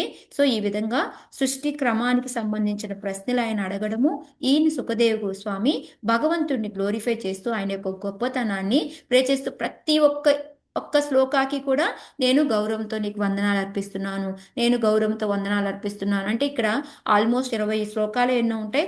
అన్ని శ్లోకాల్లో లాస్ట్ లైన్ ఇదే, నేను నమస్కారం తెలియజేస్తున్నాను, ఇలాంటి భగవంతుడికి నేను గౌరవ వందనాలు అర్పించుకుంటున్నాను అని ఈ విధంగా ఉంటుందన్నమాట. సో ఇప్పుడు మనకి 4వ దాంట్లో పరీక్షిత్ మహారాజ్ క్వశ్చన్ అడగడం, సుఖదేవ్ గోస్వామి చెప్పడానికి స్టార్ట్ అవ్వడం అనమాట. సో 5వది వచ్చేసి మనకి కారణము అనమాట. సో ఇప్పుడు దీంట్లో మనకి కొంచెం క్రియేషన్ పార్ట్ అనేది స్టార్ట్ అవుతుందన్నమాట. సో ఇక్కడ అయితే సుఖదేవ్ గోస్వామి కూడా ఏం చెప్తారు అంటే నేను డైరెక్ట్గా దీన్ని నేను చెప్పలేను, నాకు ఏదైతే నేను బ్రహ్మ నుంచి విన్నానో దాన్ని నేను నీకు ఇప్పుడు చెప్తాను అని చెప్పేసి ఆయన ఇక్కడ మళ్ళీ ఎవరి సంవాదం తీసుకొస్తున్నారు, సుఖదేవ్ గోస్వామి నారద బ్రహ్మ. సో ఇలా ఎందుకు జరిగింది, ఎలా జరిగింది అనేది కూడా మరి చెప్పాలి కదా. ఎందుకు నేను విన్నాను, నాకేం చెప్పారు అనేది వారు చెప్పాలి కాబట్టి. సో అక్కడ ఏంటంటే నీలాగే నేను కూడాను ప్రశ్నలు వేశాను బ్రహ్మని అని చెప్పేసి ఫస్ట్ 6 ప్రశ్నలు అడుగుతాడనమాట. మీ అందరికీ గుర్తుంటే ఇది కూడా సృష్టి స్థితి లయ గురించే. సో దాంట్లో 6 ప్రశ్నలు ఏంటి అంటే యద్రూపం అంటే ఏంటి, ఆ జగతి యొక్క ఏదైతే మనం ఇప్పుడు ప్రపంచం అనుకుంటున్నామో దీని యొక్క లక్షణాలు, ఈ జగతి యొక్క లక్షణాలు ఏంటి, యద్రూపం, యధిష్టానం. సో ఈ జగత్తుకి అధిష్టానం ఎవరి ఆశ్రయం తీసుకుంటుంది అన్నమాట. నెక్స్ట్ యద్ సృష్టిం అంటే ఎవరు సృష్టించారు, దీన్ని ఏ విధంగా సృష్టించారు అనేది. యత్ సంస్థం అంటే ఎప్పుడైతే లయ పొందిన తర్వాత మళ్ళీ దాన్ని ఎవరు సంరక్షిస్తున్నారు అప్పటి వరకు మధ్యలో. ఓకే, సో దీన్ని అడుగుతారనమాట. యత్ సంస్థం అంటే మళ్ళీ ఎవరు సంరక్షించబడుతున్నారు దాన్ని. అంటే ఎప్పుడైతే మనకి లయ అనేది మనకి జరిగిపోతుందో ఆ తర్వాత మళ్ళీ పునఃసృష్టి జరుగుతుంది కదా. సో అందుకొని ఎవరు రక్షించబడుతున్నారు అని చెప్పి అడుగుతున్నారు అనమాట. నెక్స్ట్ యత్పదం ఎవరి ఆధ్వర్యంలో ఆధీనంలో ఉంటుంది అని అడుగుతున్నారు అనమాట. యచ్చ అనమాట. సో అదేంటంటే దానికి కావలసిన పదార్థాలు ఏంటి, ఇప్పుడు అది జగత్ అనేది తయారవ్వాలి అంటే కొన్ని పదార్థాలు కావాలి కదా, అవి ఏంటి అనేది ఈ 6 ప్రశ్నలు అడిగారనమాట. యద్రూపం, యధిష్టానం, యత్ సృష్టిం, యత్ సంస్థం, యత్పదం, యచ్చ. సో ఈ 6 ప్రశ్నలు అడిగితే దీంట్లో ఏంటి అంటే ఒక్కొక్కటి మనకి మొదలు పెడతారనమాట. సో అయితే ఇది కాకుండా మళ్ళీ నారదుల వారు ఒక పర్సనల్ క్వశ్చన్ కూడా అడుగుతారనమాట బ్రహ్మని. ఈ 6 సృష్టికి సంబంధించినవి. ఇవి కాకుండా మళ్ళీ ఇంకో క్వశ్చన్ అడుగుతారు. ఏంటి అంటే, నేను ఎప్పుడూ కూడా ఇప్పటి వరకు నేనేమనుకుంటున్నాను, నువ్వే క్రియేట్ చేస్తున్నావు కాబట్టి నువ్వే అన్నిటికన్నా గొప్పవాళ్ళవి అని అనుకుంటావు. కానీ నువ్వు మెడిటేట్ చేస్తూ ఉంటావు ఎప్పుడు కూడాను. ఎవరి మీద తీస్తున్నావు నువ్వు దాన్ని? నీకన్నా గొప్పవాళ్ళు ఇంకా ఎవరైనా ఉన్నారా? నాకు అది తెలుసుకోవాలని ఉంది, నాకు దాన్ని చెప్పు అని ఒక పర్సనల్ క్వశ్చన్ అడుగుతారన్నమాట. నారదుల వారికి ఇది తెలియదంటారా? ఎందుకు అడిగాడు నారదుల వారు? అందరి కోసం హరే అందరికి కృష్ణ. తెలియాలి కదా, అందరికి తెలియటం కోసం. అంటే బ్రహ్మ సృష్టి చేస్తుంటే ఆయన గొప్ప అని అనుకుంటారు కాబట్టి, ఆయనే నా వెనకాల ఇంకొక సృష్టి చేసే వాళ్ళు ఉన్నారు అని చెప్తే అప్పుడు ఆ గొప్పతనం మనకి తెలుస్తుంది. మనం మూర్ఖంగా బ్రహ్మే గ్రేటు అనుకోవడం పోతుంది. కాబట్టి స్వయంగా ఆయనతోనే చెప్పించాలి అని చెప్పేసి ఆయన బ్రహ్మని ఈ ప్రశ్న అడుగుతాడు అనమాట. సో ఇప్పుడు దానికి బ్రహ్మ ఆన్సర్ చెప్పడం మొదలు పెడుతున్నాడు అనమాట. నేను క్రియేట్ చేసి, నేను సృష్టి అనేది చెయ్యటం లేదు, నేను అంత గొప్పవాడిని కాదు. ఏదైతే భగవంతుడు ఉన్నాడో ఆయన సృష్టించిన దాన్ని నేను మరలా పునఃసృష్టిస్తున్నాను అని చెప్పేసి చెప్తూ ఉంటారనమాట. సో ఎలాగా అంటే, అందరూ ఏంటంటే ఈ మాయాశక్తి వలన అందరూ ఏంటంటే నేనే సృష్టిస్తున్నాను, నేనే గొప్ప అని అనుకుంటున్నారు. కానీ యాక్చువల్గా నేను కాదు ఈ సృష్టించడము అనేది చెప్తూ ఉంటారనమాట. ఎలా అయితే ఒక ఒక లైట్ వస్తూ ఉంటుందో ఇది అలాగా కృష్ణ నుంచి లైట్ వచ్చే ఆయన నుంచి వచ్చే సూచనల ప్రకారం నేను సృష్టి అనేది చేస్తాను తప్ప అంతకు మించి నేను డైరెక్ట్గా చేసేది ఏమీ లేదు అని చెప్పేసి చెప్తూ అనమాట. చెప్పి ఇక అక్కడి నుంచి నేను భగవంతుడి యొక్క సూచనల ప్రకారమే ఈ సృష్టి అనేది చేస్తాను, నాదంటూ ఏమీ లేదు అని చెప్పేసి చెప్తారనమాట. సో ఆ తర్వాత ఫస్ట్ క్వశ్చన్ యద్రూపం అనమాట. దానికి ఆన్సర్ చెప్తాడు యద్రూపంకి. సో యద్రూపంకి ఏంటి అంటే ద్రవ్య, కాల, కర్మ, స్వభావ, జీవ, ఈ 5 అన్నమాట. మనకి ఏవి లక్షణాలు ఏంటి అంటే ఈ 5. ఏంటిది? ద్రవ్య, 5 గుర్తొచ్చాయా? రూప, కాల, ద్రవ్య, కర్మ, కాల, కర్మ, స్వభావ, జీవ. సో ఇప్పుడు ఈ జీవ ఏంటి అంటే ఈ కాల, కర్మ, స్వభావ అనేది బ్యాగేజ్ లాంటిది అనమాట. అంటే వాళ్ళ యొక్క లక్షణాలు ఎలా ఉంటాయి, స్వభావం అనేది యాక్చువల్గా మనం జీవర స్వరూపే కృష్ణ. కానీ మనం ఈ మెటీరియల్ వరల్డ్లోకి వచ్చేసి మనం ఈ వీటన్నిటి వలన మన యొక్క లక్షణం అనేది మారిపోతుంది అనమాట, మన స్వభావం అనేది మారిపోతుంది అనమాట. సో ఇంకోటి కర్మ, మనం చేసే పనులను బట్టి దాని యొక్క రిజల్ట్స్ అనేది బ్యాగ్ను మనం మోస్తూ ఉంటాం. సో ఈ 2 జీవుడితో ఉంటాయి అనమాట. ఆ తర్వాత ఏంటి అంటే కాలక్రమంలో కాలంతో ఈ కర్మ, స్వభావ అనేవి మారుతూ ఉంటాయి జీవుడికి అనేది అనమాట. ఆ తర్వాత ద్రవ్య, ఈ పంచభూతాలు ఇవన్నీ కూడా ద్రవ్యాలన్నమాట. సో వీటితోటి మనం తయారవుతాము. ఆ తయారైన దాంతో మనం పనులు చేస్తాము, మన స్వభావం అనేది ఉంటుంది. సో ఇవన్నీ కూడా ఎక్కడి నుంచి వచ్చాయి? ఈ 5 కూడా జీవ కానీ, కాల కానీ, స్వభావ కానీ, కర్మ కానీ ఇవన్నీ కూడా ఎక్కడి నుంచి వచ్చాయి? ద్రవ్య కానీ భగవంతుడి నుంచి, వాసుదేవ నుంచే వస్తాయి అని చెప్పి మనకి ఇందులో మాతాజీ. ద్రవ్య అంటే ఇంగ్లీష్ లో ఏంటి మాతాజీ? ద్రవ్య అనే వర్డింగ్ అక్కడ ఇంగ్లీష్ లో ఏం లేదు, అక్కడ ద్రవ్య అనే ఉంది. అంటే మన పంచభూతాలు ఇవన్నీ ద్రవ్య అంటే. ఓకే. ఓకే, అంటే డిఫరెంట్ ఎలిమెంట్స్ మనకి ఏవైతే కావాలో సృష్టికి కావాల్సినవి, మన బాడీ తయారవడానికి కావాల్సినవి అవన్నీ అన్నమాట. ఓకే, నెక్స్ట్ వచ్చేసి అధిష్టానం అనమాట. సో అధిష్టానంకి ఏంటి అంటే మనకి ఈ 2nd చాప్టర్లో మళ్ళీ 5th చాప్టర్లో కూడా మనకి ఆన్సర్ వస్తుంది అనమాట దీనికి. సో ఎవరు కంట్రోల్ చేస్తారు అంటే నారాయణుడే. సో దాంట్లో మనకి నారాయణ పరావేద, నారాయణ ఎవరికైనా గుర్తుంటే కనుక మనకి 8 రకాలుగా ఆ శ్లోకాన్ని చెప్తారనమాట. వాసుదేవ పరావేద, వాసుదేవ అక్కడ వాసుదేవ అని వస్తుంది, ఇక్కడ నారాయణ అని వస్తుంది అనమాట. మీకు అది ఫస్ట్ క్యాంటోలో మీకు వాసుదేవ పరావేద అలా వస్తుంది. సేమ్ ఇక్కడ ఎలా వస్తుంది అంటే మనకి చేంజ్ అయ్యి నారాయణ పరావేద దేవ నారాయణ గజ నారాయణ పరాలోక నారాయణ పరాముఖ. ఎస్ మాతాజీ. సో ఇక్కడ ఏంటంటే వేద, గతి, జ్ఞాన, తప, యోగ, మఖ, లోక, దేవత. సో ఈ విధంగా ఏంటంటే అన్నీ కూడా ఎవ్రీథింగ్ ఏదైనా సరే కూడా నారాయణ నుంచే వస్తుంది అనేది మనకి ఇక్కడ చెప్తూ ఉంటారనమాట. సో ఎవ్రీథింగ్ అంతా రావడం కానీ అన్నిటికీ కానీ ఇంకా అధిష్టానం ఎవరు అంటే నారాయణ అని చెప్పేది చెప్తూ ఉంటారనమాట. సో ఆ తర్వాత ఏంటంటే బ్రహ్మ ఏం చేస్తాడు అంటే ఈ స్వర్గలోకాలు ఈ ఆ, మనకి భౌతిక ప్రపంచం జీవతత్వ విష్ణుతత్వాకి ఉన్న మధ్యలో తేడాని కొంచెం ఎక్స్ప్లెయిన్ చేస్తారనమాట. ఎలా అంటే మనల్ని భగవంతుడు సృష్టిస్తాడు, కానీ భగవంతుడే సృష్టించుకోవడం అనేది లేదు, భగవంతుడి నుంచే మనం వస్తాము అనేసి మనకి ఆ విష్ణుతత్వాలకి ఉన్న మనం ఏంటంటే గుణాలకు లోబడి ఉంటాము, భగవంతుడు గుణాలకి లోబడి ఉండడు. సో ఇవన్నీ కూడా మనకి ఎక్స్ప్లెయిన్ చేస్తారనమాట. సో ఆ తర్వాత మెయిన్ టాపిక్ వచ్చేసి క్వశ్చన్ 3, ఏది మనకి యత్ సృష్టి ఎలా జరుగుతుంది సృష్టించడము అనేది. సో దీనికి ఏంటి అంటే మనకి ఆన్సర్ చెప్తారు. సో దీంట్లో ఏంటంటే మనకి 2 ఉంటాయి, కారణ సృష్టి కార్య సృష్టి అంటారు. అంటే కారణ అంటే దానికి కావాల్సింది, ఇప్పుడు ఆ క్రియేషన్ జరగాల్సిన దానికి రకరకాలవి కావాలి కాబట్టి వాటన్నిటినీ సేకరించడం అనమాట.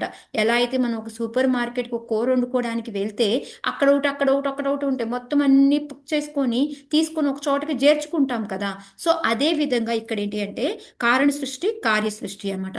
సో కారణ సృష్టి అనేది ఎట్లా మొదలవుతుంది అంటే మనకి ఏదైతే కారణోదక సాయి విష్ణు ఉంటాడో కారణోదక సాయి విష్ణు లోపల నుంచి మనందరివి కూడా కాల జీవాసు ఉంటాయన్నమాట. సో ఆ 2 కూడాను వస్తూ ఉంటాయి, వచ్చి దేంతో కలుస్తాయి, ప్రధానతో కలుస్తాయి. ప్రధానలో ఏంటంటే లోపల ఈ త్రిగుణాలు అనేవి ఉంటాయి కానీ యాక్టివేట్లో ఉండవు అనమాట. అవి ఏమంటే నిర్గుణంగా ఉంటాయి, దానికి యాక్టివేట్ అవ్వవు. ఎలా అంటే ఫర్ ఎగ్జాంపుల్ ఇప్పుడు నేను ఒక చిన్న విత్తనం ఉందనుకోండి, ఓకే, ఆ విత్తనంలో మామూలుగా చూస్తే ఏంటి అన్నీ ఉంటాయి లోపల. ఆ విత్తనాన్ని మనం నాటితే అది చెట్టు అవుతుంది, తర్వాత పూలు వస్తాయి, పళ్ళు వస్తాయి, అన్నీ వస్తాయి.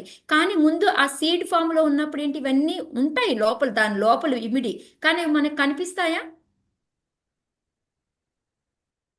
విత్తనం కనిపించవు లోపల మాత్రం. కనిపిస్తాయా బయటికి అవన్నీ? కనబడవు. ఇమిడి ఉంటాయి బట్ కానీ మనకి కనిపించవు అనమాట. సేమ్ అలాగే ఇక్కడ ఏంటంటే ఈ ప్రధానాలు ఏంటంటే ఈ గుణాలు ఇవన్నీ కూడా ఉంటాయి బట్ ఏంటంటే అవి యాక్టివ్ స్టేజ్ లో రావన్నమాట. సో దానికి ఏంటి మళ్ళీ కొంత వర్క్ అనేది జరగాలి, మనం ఆ విత్తనాన్ని తీసుకోవాలి, దాన్ని నాటాలి, అప్పుడు కానీ ఇవన్నీ జరగవు అనమాట. సో అది ఇక్కడ మనకి ఎక్స్ప్లెయిన్ చేస్తూ ఉన్నారనమాట. ఎప్పుడైతే ఈ ఈ ఆ, ఈ ప్రధాన ఏదైతే హలో ఏ రజోగుణము తమో గుణము ఇవి ఏవైతే ఉన్నాయో అవి ఏంటంటే లోపల పని చేయకుండా గుప్తంగా ఉంటాయి అన్నమాట. సో ఎప్పుడైతే వాటిని ఏంటంటే ఆ సత్వరమోజ గుణాలు ఈ కాలంతో వచ్చి ఈ ప్రధాన కలుస్తుందో అవన్నీ యాక్టివేట్ అవడం మొదలు పెడతాయి అనమాట, సత్వరజో తమో గుణాలన్నీ కూడా. సో ఆ విధంగా మహాతత్వ అనేది ఆ 3 గుణాలతోటి అలాగా ఎలా అయితే సీడ్ స్ప్రౌట్ అయిపోయి కొంచెం మనకి మొలక కనిపిస్తూ ఉంటుందో ఆ విధంగా ఇప్పుడు ఇవి యాక్టివేట్ అవుతాయి అనమాట. సో ఎప్పుడైతే అవి యాక్టివేట్ అయిపోయినాయో దాంట్లో ఏంటంటే సత్వగుణం ప్రామినెంట్ గా మహాతత్వాలో ఉంటుందన్నమాట. మిగతా 2 వస్తువు అంటే అంటే ఇప్పుడు మనం ఎక్కువ పర్సంటేజ్ ఏది ఉంటుందో దాన్ని చెప్పుకుంటాం కదా. సో అలాగా సత్వగుణంలో ఎప్పుడు కూడా మహాతత్వ అనేది ఉంటుందన్నమాట. అయితే రజోగుణంలో ఏంటి అంటే ఎప్పుడైతే మహాతత్వ సత్వగుణంలో ఉంటుందో మహాతత్వ అంటాము. అదే రజోగుణం కొంచెం ప్రామినెంట్ అయితే సూత్రతత్వ అంటాం. కొన్ని ఇప్పుడు ఈ పదాలన్నీ మీకు పెద్ద ఇది గుర్తుపెట్టుకోవాల్సిన అవసరం లేదు మాత్రం, జస్ట్ నేను మామూలుగా చెప్తున్నాను అనమాట.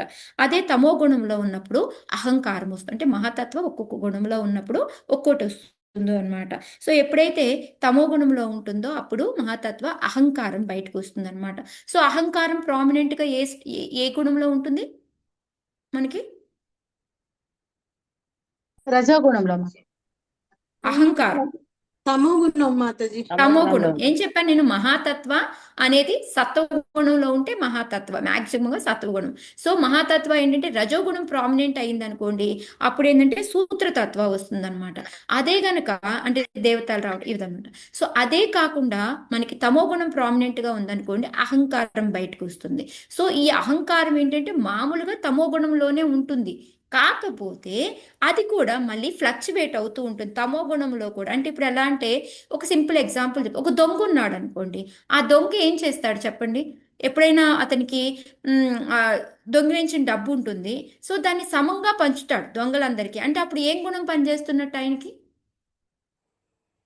దొంగ యాక్చువల్గా దొంగ తమో గుణమే, కానీ ఆ దొంగతనం చేసి వచ్చిన డబ్బుల్ని లేదులే మనం అందరం మంచిగా పంచుకుందామని సత్వగుణం ఈక్వల్ గా మాతాజీ. పంచేటటువంటి సత్వగుణం సత్వగుణం. తత్వగుణంలో ఉంది. లేదు ఉమ్. నేను ఎక్కువ కష్టపడ్డాను, నేను కదా ప్లాన్ చేశాను అని నేను ఎక్కువ పెట్టుకొని మీకు కొంచెం కొంచెం పోర్షన్స్ ఇస్తాను అన్నాడు అనుకోండి, అప్పుడు ఏ గుణం వస్తున్నట్టు? రజో రజోగుణం. రజోగుణం. తమో గుణం అంటే పోనీ మీరు సాయం చేస్తే లేకపోతే మొత్తం నాదే ఈ డబ్బు అని ఎత్తుకొని పోయాడు అనుకోండి, తమో గుణంలో ఇంకా తమో గుణం అనమాట అది. సో ఈ విధంగా ఎలా అయితే ఒక దొంగకి ఎలా ఉందో అదే విధంగా తమో గుణంలో ఉన్న అహంకారంలో కూడా అప్పుడప్పుడు సత్వగుణము, అప్పుడప్పుడు రజోగుణము, అప్పుడప్పుడు తమో గుణం కూడా వస్తూ ఉంటాయి అన్నమాట. సో అలా వచ్చినప్పుడే మనకి ఒక్కొక్కటి బయటకు వస్తూ ఉంటాయి అన్నమాట. సో సత్వగుణంలో ఉన్నప్పుడు ఏంటి అంటే మనకి దేవత ఈ జ్ఞానశక్తి అనేది అంటే ఆదిభావం ఇవన్నీ అక్కర్లేదు మాతాజీ. మీకు ఏమొస్తాయి అంటే మన మైండ్ 10 ఇంద్రియాలు అనేవి బయటకు వస్తాయి సత్వగుణంలో ఉన్నప్పుడు. ఓకే, అదే రజోగుణంలో ఉన్నప్పుడు ఏమొస్తాయి అంటే మనకి ప్రాణశక్తి. ఇందాక జ్ఞానశక్తి వస్తే ఇప్పుడు ప్రాణశక్తి మనకి సారీ, ఇందాక సత్వగుణంలో ఉన్నప్పుడు 10 ఇంద్రియ దేవతలు వస్తారు. ఒక్కో ఇంద్రియానికి ఒక్కొక్క దేవత ఎలా ఉంటుందో కాళ్ళకొకళ్ళు చెల్లికొకళ్ళు ఆ దేవతలు వస్తారనమాట.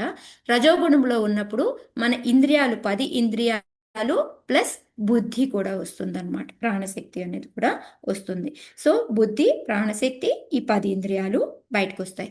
అదే తమో గుణంలో ఉన్నప్పుడు ఏమొస్తుంది అంటే మనకి ఈ తన్మాత్రాసు మళ్ళీ వచ్చేసి పంచభూతాలు. అంటే ఆ పంచభూతాలకి తన్మాత్రాస్ అంటే ఏంటి? దానికి సౌండ్, శబ్దము, గంధము ఇవంటాం కదా మనము, అవన్నమాట. సో ఇవి ఈ తన్మాత్రాసు వస్తాయి ప్లస్ మనకి 5 పంచభూతాలు కూడా వస్తాయి అన్నమాట. సో ఈ విధంగా మనకి దేవతలు ఎవరు? 10 దేవతలు అంటే ఇయర్కి చెవులకు వచ్చేసి దిగ్దేవతాస్ అని, ఐస్కి వచ్చేసి స్త్రియ అని, మళ్ళీ స్కిన్కి వచ్చేసి వాయు అని, నోస్కి వచ్చేసి అశ్విని కుమారాస్.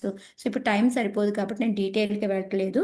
సో ఈ విధంగా ఇక్కడి వరకు ఎలా అయితే ఈ అహంకారం అనేది ఏ ఏ గుణములో ఉంటే ఏమేమి వస్తుంది అనేది మనం తెలుసుకుంటాం. దీనికి కారణ సృష్టి అంటే ఇప్పుడు అవన్నీ నేను ఒక వంట చేయడానికి వెళ్ళి అన్నిటినీ బ్యాగ్లో వేసుకొని ఒక బ్యాగ్లో తీసుకొని వస్తూ ఉన్నాను. సో వాటన్నిటిని కలిపి కూర వండడం అనేది చెయ్యాలి కదా. సో ఇప్పుడు అవన్నీ విడివిడిగా ఉన్నాయి. అంటే ప్రపాదులు వారు ఎక్కువగా ఏం ఎగ్జాంపుల్ చెప్తారు అంటే ఒక కార్కి సంబంధించిన పార్ట్స్ అన్నీ అక్కడ ఉన్నాయి అనుకోండి, దాన్ని మళ్ళీ తీసుకొచ్చి అసెంబుల్ చేస్తారు కదా కార్ లాగా. సో అది అనేది కార్య సృష్టి అంటాం అనమాట. సో ఇప్పుడు మనకి 23 ఎలిమెంట్స్ ఏవైతే ఉన్నాయో మనకి అన్నీ కూడా తయారైపోయాయి. 10 ఇంద్రియాసు, 5 తన్మాత్రాసు, 5 పంచభూతాలు, మళ్ళీ వచ్చేసి మైండ్, ఇంటెలిజెన్స్, జ్ఞానం. సో ఇవన్నీ కూడా తయారైపోయి సో వీటన్నిటినీ కలిపి మనకి మొత్తాన్ని కలిపి ఒక ఫామ్లోకి తీసుకొస్తారనమాట. సో ఇది అవ్వడానికి ఈ మాయాశక్తితోటి ఇదంతా కలిపి ఒక తయారవ్వడానికి, విశ్వం తయారవ్వడానికి 1000 సంవత్సరాలు పడుతుందన్నమాట. సో ఆ విధంగా ఏంటంటే అలా 1000 సంవత్సరాలు ఇన్యాక్టివ్ లాగా అలాగే ఉండిపోయిన తర్వాత దాన్ని యాక్టివ్ చేయడానికి గర్భోదక సాయి విష్ణు దానిలోకి ఎంటర్ అవుతాడనమాట. సో ఆ తర్వాత ఆయన ఎక్స్పాండ్ అయిపోయి విరాట రూపం ఇదంతా మళ్ళీ మనకి 10th చాప్టర్లో మళ్ళీ సేమ్ టాపిక్ వస్తుందన్నమాట. సో ఆ విధంగా సృష్టి అనేది కార్య సృష్టి అనేది ఎలా జరుగుతుంది అనేది సృష్టి దానికి చెప్పారనమాట. సో అది చెప్పిన తర్వాత మనకి ఇక్కడ విరాట రూప వచ్చింది కదా, ఆయన గర్భోదక సాయి విష్ణు తర్వాత విరాట రూపాకి ఎక్స్పాండ్ అవుతారు అనేసి చెప్పుకుంటున్నారు కదా. సో దానికోసం ఏంటంటే మళ్ళీ ఆ విరాట రూప యొక్క డిస్క్రిప్షన్ అంటే అది ఎలాగంటే తల అనేది ఏ లోకము ఇవన్నీ కూడా మళ్ళీ మీకు 5th చాప్టర్లో వస్తుందని ఇందాక చెప్పాను కదా. సేమ్ అదే విధంగా అవన్నీ కూడా బ్రాహ్మణాసు, క్షత్రియాసు ఎవరు, సత్యలోకం ఏంటిది, మళ్ళీ భువర్లోక ఏంటిది, భూలోక ఏంటిది, ఇవన్నీ కూడా ఎక్స్ప్లెయిన్ చేస్తారనమాట. సో ఈ విధంగా మనకి ఆ ప్రశ్నలన్నీ అయిపోతాయి. సో 6వది వచ్చేసి మనకి పురుష సూక్త అనమాట. సో 6వ చాప్టర్ పేరు పురుష సూక్త నిర్ధారణము అనమాట. సో ఇంకా మరి డీటెయిల్గా వెళ్తే చాలా ఎక్కువ టైం పడుతుంది మాతాజీ, అందుకని నేను మీకు మ్యాక్సిమం నేను ఎక్స్ప్లెయిన్ చేశాను కూడాను. సో పురుష సూక్త ఏంటంటే మనకి 6వ చాప్టరు. ఇక్కడ ఏంటంటే యచ్చ అనే దానికి చెప్తారనమాట. యచ్చ అంటే ఏంటి, దానికి కావలసిన ఇంగ్రీడియంట్స్. సో అక్కడ ఏంటంటే మనకి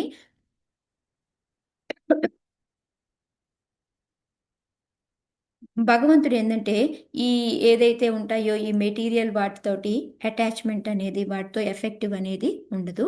కానీ భగవంతుడే ఏమంటారు పదము ఎఫెక్టివ్ కారణము లేకపోతే భౌతికమైన కారణము అనుకున్న వెనకాల ఉన్న కారణం ఏది చూసుకున్నా కూడా భగవంతుడి వల్లనే ఈ ప్రపంచం అనేది జగత్ అనేది తయారవుతుంది. దానికి కావాల్సిన ఇంగ్రీడియంట్స్ అన్ని కూడా భగవంతుడే ఇస్తాడు అని చెప్పేసి చెప్తారనమాట. సో బ్రహ్మ ఏంటంటే ఇక్కడ ఇంకా చెప్తున్నారు, ఈ భగవంతుడి యొక్క ఈ ఆధ్యాత్మిక ప్రపంచంతో ఈ భౌతిక ప్రపంచానికి గల వ్యత్యాసాన్ని కూడా ఎక్స్ప్లెయిన్ చేస్తాడనమాట. సో మనకి భౌతిక ప్రపంచం తయారవడానికి భగవంతుడే కారణమైనప్పటికీ కూడా ఆయన ఎప్పుడు కూడా ఆధ్యాత్మిక ప్రపంచంలో ఉంటారు. సో ఆ ఆధ్యాత్మిక ప్రపంచం ఏంటిది? భౌతిక ప్రపంచం. ఏకభూతి త్రిభూతి ఇవన్నీ మీకు గుర్తుంటే కనుక అవన్నీ ఒక పెద్ద టేబుల్ వేసి మాతాజీ దాన్ని మీకు తెలుగులో కూడా మార్చి కూడా చెప్పినట్టు నాకు గుర్తు అనమాట. సో అందులో ఏంటంటే అక్కడ ఉన్న మనుషులు ఎలా ఉంటారు, ఇక్కడ భూలోకంలో అయితే ఇక్కడ మనకి మెటీరియల్ వరల్డ్ అయితే గృహమేధీస్ ఉంటారు, అక్కడైతే గృహస్థాస్ ఉంటారు అనేసి, వాళ్ళకి బర్త్ అనేది ఉండదు అక్కడ, ఇక్కడ మనకి బర్త్ అనేది ఉంటుంది అనేసి, మళ్ళీ భయం అనేది ఉండదు అక్కడ, భయం అనేది ఇక్కడ ఉంటుంది అనేసి, మనకి అది ఎలా ఉంటుంది, ఇది 1/3 ఉంటే అది 3/4 ఉంటుంది అనేసి. సో అక్కడ సచ్చిదానంద ఎక్కడైతే ఆధ్యాత్మిక ప్రపంచంలో ఉంటుందో ఇక్కడ ఆ సచ్చిదానంద ఉండదు అనేసి, అక్కడ ఫుల్ గా ఉంటుంది, ఇక్కడ మేబీ ఉంటే పార్షియల్ గా ఉంటుంది అనేసి. సో ఈ విధంగా దాని గురించి అంతా కూడా ఎక్స్ప్లెయిన్ చేసుకుంటూ వస్తాడనమాట. సో అది అయిపోయిన తర్వాత ఏకపాద త్రిపాద విభూతి అని వాటి గురించి చెప్పిన తర్వాత యచ్చ గురించి చెప్తారనమాట. సో యచ్చ ఏంటి అంటే, ఎప్పుడైతే నేను భగవంతుడి యొక్క భగవంతుడి నుంచి గర్భోదక సాయి విష్ణు నుంచి బ్రహ్మ వస్తాడు కదా నావెల్ నుంచి, వచ్చినప్పుడు ఏంటి ఆయన చూస్తాడు, ఆయనకి ఏమీ కనపడదు అనమాట. ఆ తర్వాత ఆయన తపస్సు చేస్తాడు, ఆయనకి కావాల్సిన తపస్సు చేయడానికి కావాల్సిన ఇంగ్రీడియంట్స్ అన్ని కూడా భగవంతుడి నుంచే తీసుకుంటారు. 4 రకాలైన ప్రీస్టులు కావాలి, వాళ్ళను కూడా అక్కడి నుంచే తీసుకుంటాడు. అవన్నీ తీసుకొని వాటన్నిటితోటి భగవంతుడి యొక్క సాక్రిఫైస్ యజ్ఞం అనేది చేస్తారనమాట ఆయన. ఆ తర్వాత ఏంటి అంటే ఆయన రకరకాల ఏదైతే ఉన్నారో నా ప్రజాపతిని సృష్టించడము, మనూసు రావడము, సేజస్ రావడము, ఈ విధంగా ఒక్కోటి జరుగుతూ ఉన్నాయి అని చెప్పేసి, అంటే యచ్చ అది ఎలాగా జరుగుతుంది అనేది, దానికి కావాల్సిన ఇంగ్రీడియంట్స్ ఏంటి అనేది మనకి ఇక్కడ చెప్పారనమాట.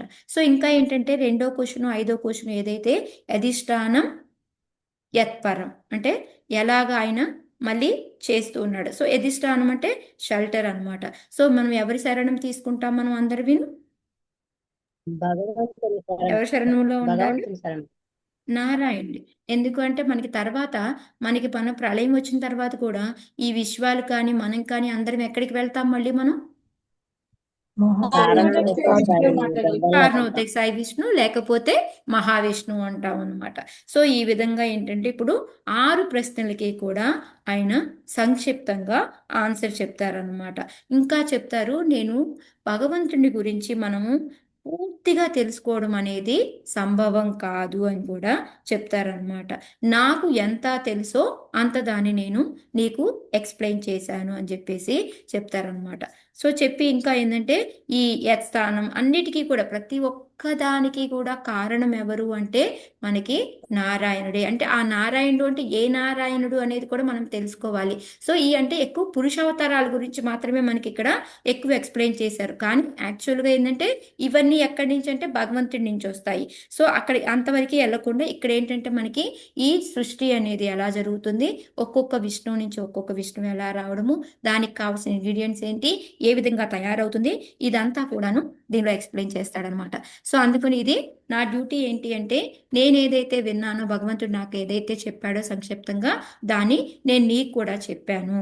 సో దానికి అన్ని ప్రశ్నలకి ఆన్సరు ఇంకా నారాయణుడే అని అందరికీ చెప్పి, మన అందరికీ అన్నింటికి కూడా ప్రభువు ఎవరయ్యా అంటే భగవంతుడు ఒక్కడే అని చెప్పేసి ఆయన మనందరివి కూడా ఆయన అంశాలమే అని చెప్పి చెప్తారు. సో ఇప్పుడు నేను ఆల్రెడీ పురుషావతారాల గురించి సంక్షిప్తంగా చెప్పాను కాబట్టి నీకు ఇంకా లీలావతారం అంటే ఆయన అడగకపోయినా కూడా నేను లీలావతారాల గురించి కూడా నీకు చెప్తాను అని చెప్పేసి మనకి చాప్టర్ 7లో ఏంటంటే విశేష కార్యమునకు బట్టి నిర్ణీత అవతారాలు. సో ఒక్కొక్క అవతారము ఒక్కొక్క దానికి తీసుకుంటాడు అనేసి మనకి 1 నుంచి 39 శ్లోకాల వరకు కూడా భగవంతుడు ఏ అవతారము ఏ కారణం కోసం తీసుకున్నాడు అనేది అన్ని అవతారాల గురించి కూడా ఎక్స్ప్లెయిన్ చేస్తారు. సో ఇప్పుడు నేను అదంతా చెప్తే నాకు ఇంకో అరగంట అన్నా పడుతుంది, నేను చెప్పట్లేదు దానికి. సో మీరు తర్వాత వెళ్ళి ఒకసారి చదువుకోండి, ఓకే. సో ఆ తర్వాత ఏంటి అంటే ఇంకా ఆయన ఏం చెప్తాడు అంటే, అసలు మొత్తం ఈ జగత్తులో ఎన్ని పరమాణువులు ఉన్నాయి అనేనే లెక్కేయగలమే కానీ భగవంతుడి యొక్క లీలలు అనేది, ఆయన యొక్క రూపాలు అనేది మనము లెక్కించలేము, అతి కష్టమైనది అని చెప్పేసి చెప్తారనమాట. సో దానికి ఎగ్జాంపుల్గా ఏంటంటే అనంతశేషుడు ఎవరైతే ఉన్నారో ఆయన కూడా ఏంటి అంటే భగవంతుడిని గురించి చెప్పాలి, ఆయన్ని కౌంట్ చేయాలి అని చూస్తే ఆయనకే అవ్వలేదు. ఎందుకు? ఆయనకి 1000 నోర్లు ఉన్నాయి, అయినా సరే ఆయనకే ప్రతిరోజు భగవంతుడి గురించి లీలలు చెప్తున్నా కూడా కథం అవట్లేదంట. అలాంటిది మనకేమో తెలుస్తుంది పూర్తిగా అనేది. అందుకని మనము ఎప్పుడైతే ఫలశ్రుతిలా కూడా చెప్తారనమాట, మనం భగవంతుడి గురించి విని అర్థం చేసుకొని భగవంతుడి యొక్క శరణు పొందాము అంటే మనకేమొస్తుంది అంటే మనం ఈ భౌతిక ప్రపంచాన్ని మనం దాటగలుగుతాము అని కూడా ఆయన చెప్తారనమాట. సో అలా దాటగలిగిన వాళ్ళు ఎవరయ్యా అంటే ప్రహ్లాద, మను, ధ్రువ, జనక, ముచ్చుకుంద, అలా ఎగ్జాంపుల్స్ అన్ని కూడా చెప్తారనమాట.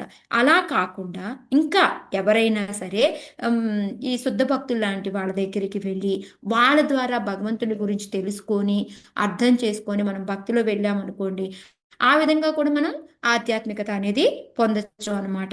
సో దానికి ఎగ్జాంపుల్ ఎవరు? మృగారి, వీళ్ళందరూ ఉన్నారు కదా, వాల్మీకి, వీళ్ళందరినీ కూడా మనము చెప్పుకోవచ్చు అనమాట. సో ఈ విధంగా ఏంటంటే మనం భక్తి ద్వారా మాత్రమే భగవంతుణ్ణి అర్థం చేసుకోగలము. అంతేకాకుండా భగవానుని కన్నా కూడా అంటే ఏదైతే బ్రహ్మన్ పరమాత్మకి కూడా మించి పైన ఉంటాడో ఆ భగవంతుడిని మనము భక్తి ద్వారా మాత్రమే అర్థం చేసుకోగలము అనేది కూడా చెప్తారనమాట.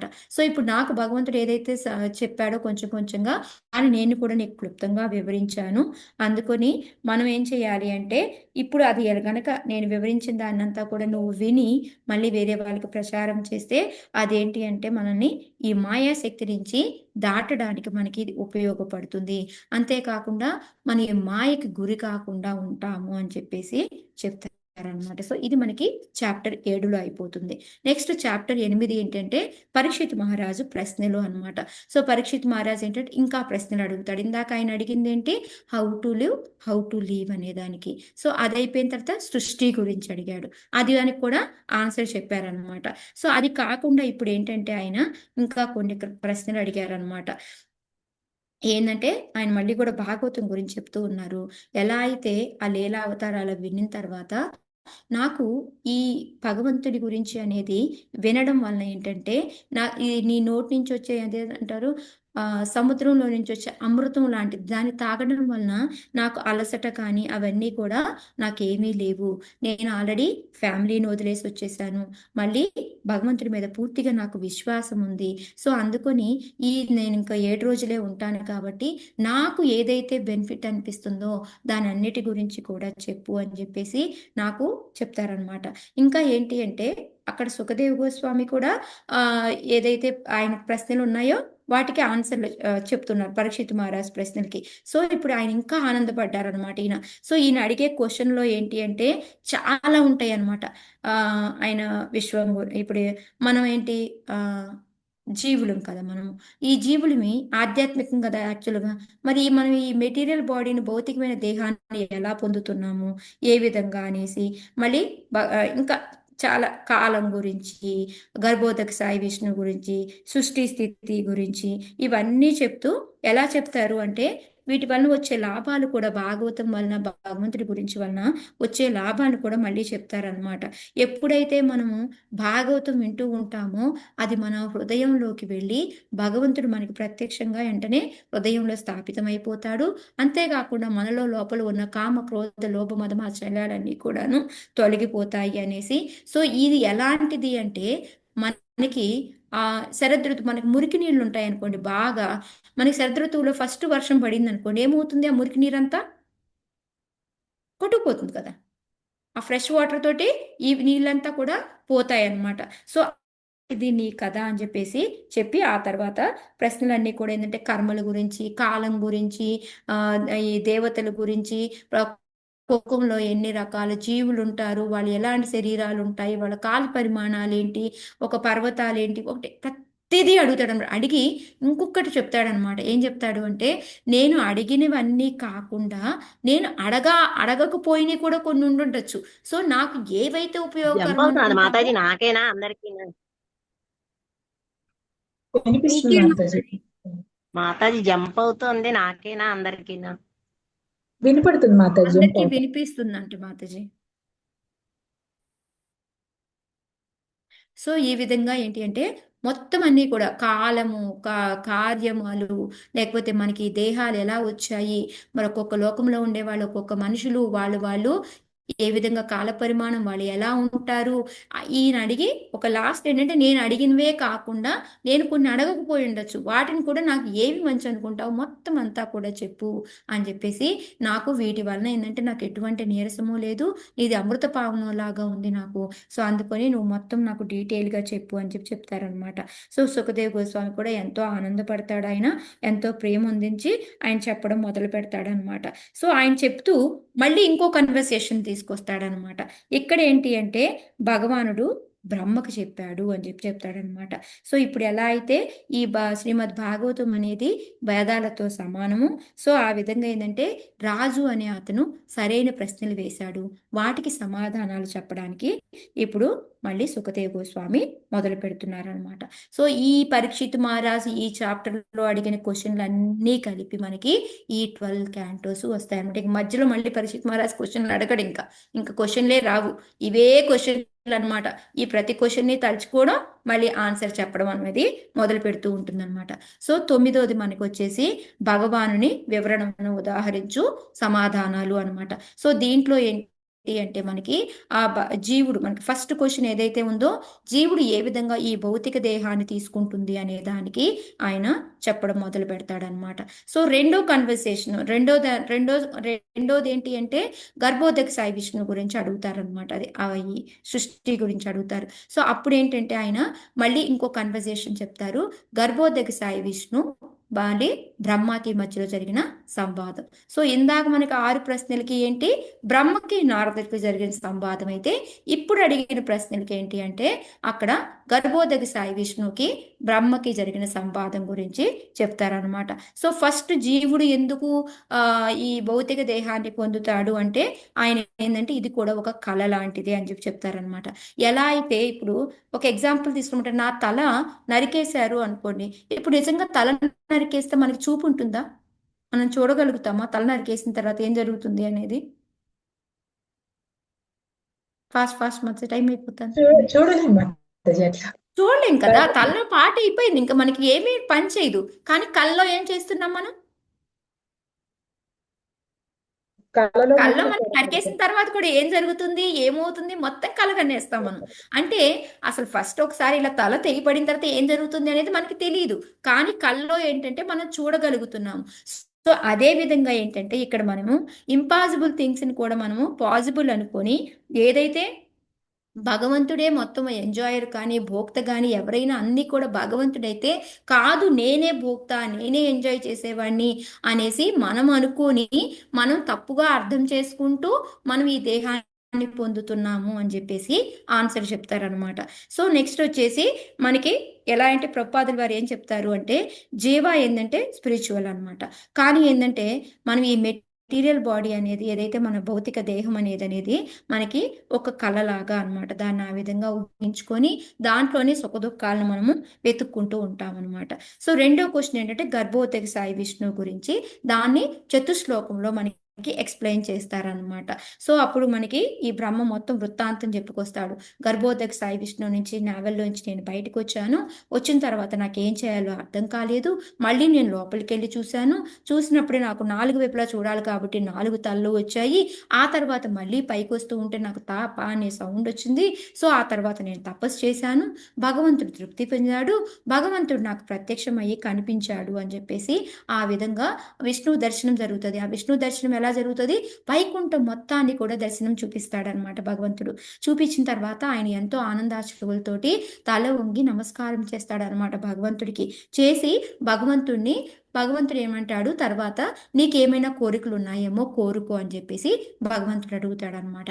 అడిగితే ఆయన బ్రహ్మ ఆన్సర్ చెప్తాడు, ఏమంటాడు, నీవు పరమాత్మ రూపంలో లోపల ఉంటావు కాబట్టి ప్రతి ఒక్కళ్ళ కోరికలు నీకు తెలుస్తూ ఉంటాయి, అయినా సరే నేను 4 ప్రశ్నలు అడుగుతున్నాను అని చెప్పేసి ఆ 4 ప్రశ్నలు ఏంటి అంటే, ఒకటి భౌతికమైన ఆధ్యాత్మికమైన రూపాలు, భగవంతుడి యొక్క రూపాల గురించి, నెక్స్ట్ వచ్చేసి భగవంతుడి యొక్క శక్తుల గురించి, మూడోది వచ్చేసి భగవంతుడు చేసే పనుల గురించి అడిగి, నాలుగో క్వశ్చన్ ఏమడుగుతాడు అంటే, నాకు నీ యొక్క దయా మెర్సీ అనేది ఎప్పుడూ నా మీద ఉండాలి, నువ్వు చెప్పిన పనులు ఏవైతే ఉన్నాయో ఆ కార్యం అనేది, సృష్టి కార్యం అనేది నేను చేస్తూ ఉంటే నాలో ఎప్పుడు కూడా అహంకారము మమకారము అనేది లేకుండా చెయ్యి.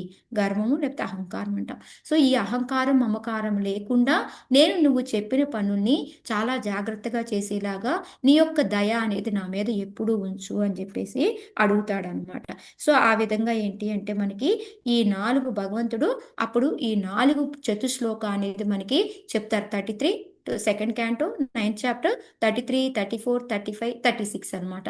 సో దాంట్లో ఏంటి అంటే మనకి ఫస్ట్ది వచ్చేసి 33 శ్లోక వచ్చేసి మనకి 33, 34 2 శ్లోకాలు సంబంధ జ్ఞానం అనమాట. అంటే భగవంతుడి యొక్క జ్ఞానం గురించి విజ్ఞానం గురించి ఉంటుందన్నమాట. సో భగవంతుడు ఏంటంటే అన్నిటికన్నా కూడా ముందే వచ్చారు అనేసి దాంట్లో అంటే ముందు నేనే ఉన్నాను, చివరి కూడా నేనే ఉంటాను అని చెప్పేసి. సో ఇప్పుడు యాక్చువల్గా నేను శ్లోకాలు చదివి కొంచెం ఎక్స్ప్లెయిన్ చేద్దాము అనుకున్నాను. ఆల్రెడీ టైం చాలా క్రాస్ అయిపోయాను నేను. సో అందుకని నేను జస్ట్ ఏంటంటే ఏమంటారు కొంచెం జస్ట్ దాని యొక్క మీనింగ్సే చెప్తూ వెళ్తాను అనమాట. ఓకే నేను. సో ఫస్ట్ది సెకండ్ శ్లోక జ్ఞానం విజ్ఞానం గురించి. దాంట్లో ఏంటి అంటే మనకి సంబంధ జ్ఞానం, మనం ఎక్కడి నుంచి వచ్చాము ఏంటి అనేది మనకి తెలుస్తూ ఉంటుంది అనమాట. Next 34 okay. ఓ బ్రహ్మదేవ, నేను తప్ప వేరే రీను లేనట్టి సృష్టికి పూర్వము నిలిచి ఉన్నది నేనే. ఈ సృష్టికి కారణముగు భౌతిక ప్రకృతియు అప్పుడు లేదు. నీవిప్పుడు గాంచున్నది సైతము నేనే, మరియు ప్రళయం పిమ్మట మిగిలి ఉండున్నది నేనే. ఓకే, ఇది మనం ఏంటంటే భగవంతుడి నుంచే వస్తాము, భగవంతుడే దేవాతి దేవుడు అని చెప్పేది మనకి ఇదనమాట సంబంధ జ్ఞానం. రెండోది విజ్ఞానం అనమాట. ఎప్పుడైతే మనము తెలుసుకున్నామో భగవంతుడు ఎవరు అనేది, ఓ బ్రహ్మదేవ, అర్ధయుక్తముగా ప్రతీతమవున్నది ఏది కలతో అది నాతో సంబంధంను కలిగి ఉండనిచో దాని యందు ఎట్టి వాస్తవికత లేదు. ఎప్పుడైతే మనం భగవంతుడి నుంచి వచ్చి భగవంతుడితో సంబంధం పెట్టుకోలేదు అనుకోండి, అది వాస్తవమైనది కానే కాదు అని చెప్తున్నారు అనమాట. సో అది మాయాశక్తి అనేది. అంటే ఇప్పుడు ఏదైతే మనం ఉండి మనం భగవంతుడితో అటాచ్మెంట్ పెట్టుకుంటే ఓకే, లేకపోతే మనం మాయలో ఉన్నట్టే అనమాట. ఇంకా మిగతాదంతా కూడా ప్రతిబింబము అంధకారమైనది అనుకోని అంటే మనం భగవంతుడి నుంచి వచ్చాం, భగవంతుడితోనే అటాచ్తో ఉండాలి, లేకపోతే నిరర్ధకము అంధకారము అనేది. సో సంబంధ జ్ఞానం చెప్పేది అనమాట. నెక్స్ట్ వచ్చేసి మనకి 35 సో దాంట్లో ఏంటంటే విశ్వపు మూలతత్వములు బ్రహ్మాండమున ప్రవేశించి అదే సమయంలో ప్రవేశింపక ఉండనట్లుగా నేను సృజింపబడి సమస్తమునందును నిలిచిందును, అదే సమయంలో సమస్తమును బాహ్యముకు స్థితిని కలిగి ఉందని ఎరుగుము అని చెప్పేసి చెప్తున్నాను. సో అది అంటే ప్రయోజనం అనమాట. మనకి ఆ కృష్ణ ప్రేమ అనేది భగవంతుడు ఏంటంటే అక్కడెక్కడో ఆధ్యాత్మ లోకంలో ఉంటాడు, కానీ ఇక్కడికి వచ్చి మిగతా పనులన్నీ కూడా చేస్తూ ఉంటాడు. సో అదేంటంటే మనకి గుహ్యమైనది అనమాట, రహస్యమైనది. అదేంటి మనకి కృష్ణ ప్రేమ అనేది మనకి 35లో చెప్తున్నారు. సో అందుకున్నది ప్రయోజన అని చెప్తామన్నమాట. 36వది ఏంటి అంటే మనకి లాస్ట్లోది అనమాట. మనం సాధన భక్తి చేసుకుంటూ మనం ఆ కృష్ణ ప్రేమ దాకా వెళ్ళొచ్చు. సో అందుకొని 36వ శ్లోక దేని గురించి చెప్తున్నారు అంటే మనకి అభిధేయ ప్రాసెస్ ఏం చేయాలి. సో మనకి సంబంధం ఏంటో తెలిసింది, సంబంధం లేకుండా భగవంతుడితో ఉంటే మనం అంధకారం అని తెలిసింది. సో దాని ద్వారా ఏం చేస్తే మనం భక్తి అనేది 36 శ్లోకంలో చెప్పారు, సాధన భక్తి చేసుకోవాలి, అది చేస్తే మనకి ఏం లాభం వస్తుంది అంటే మన కృష్ణ ప్రేమ వస్తుంది అనేసి. సో సంబంధ అభిధేయ 36, 35 వచ్చేసి మనకి ప్రయోజన అనేది చెప్తారనమాట. సో ఈ విధంగా అయిన తర్వాత ఇది మనకి ఈ చాప్టర్ ఇక్కడతోటి అయిపోతుంది. సో అంతవరకు చెప్పేసి అది అయిపోయిన తర్వాత మనకి చాప్టర్ 10 అనమాట. చాప్టర్ 10లో ఏంటి అంటే మనకి మళ్ళీ ఈ సృష్టి గురించే చెప్తారు. సో దాని గురించి ఎక్కువ అంత పెద్ద చెప్పడానికి ఏముండదు. మళ్ళీ మనకి ఏదైతే ఒక్కొక్క దేవత రావడము, ఆ తన్మాత్రాసు, ఆ దేవత విశ్వరూపానికి ఒక్కొక్కటి ఎట్లా వస్తుంది, అవి ఏ విధంగా ఫామ్ అవుతాయి. ఇప్పుడు మనకి ఎగ్జాంపుల్ ఎలా చెప్పుకోవచ్చు అంటే మీకు ఒక దేవత వచ్చిందనుకోండి, ఆ దేవతకి సంబంధించిన తన్మాత్ర వస్తుంది అనమాట. సో ఆ విధంగా మనకి చెప్తారు. ఎట్లా అంటే లార్డ్స్ స్పిరిచువల్ డిజైర్స్ అని చెప్పాను. భగవంతుడు తినాలి అని అనుకున్నారు అనుకోండి, అప్పుడు భగవంతుడికి ఏం కావాలి? మౌత్ మాతాజీ, నోరు. సో నోరు కావాలి. సో ఆ విధంగా ఏంటంటే ఆ నోరు అనేది వస్తుంది. సో అది ఒక్కటి వస్తే సరిపోతుందా? మళ్ళీ దానికి ఏంటి ఆది దైవ ఎవరొకళ్ళు దేవత ఉండాలి దానికి. సో దానికి ఆ విధంగా ఆ దేవత అనేది వస్తుందన్నమాట. అంతేకాకుండా దానికి తన్మాత్ర అంటే ఆ తినేదానికి ఏంటి మనం చేసుకోవడము, రుచి అనేది తెలుస్తుంది కదా. సో ఆ విధంగా అన్నమాట. సో మనకి అక్కడ పట్టిక మొత్తం ఇచ్చారు మీకు ప్రతి ఒక్క శ్లోకాకి. మాతాజీ మీరు ఐతో ఎక్స్ప్లెయిన్ చేస్తారు మాతాజీ.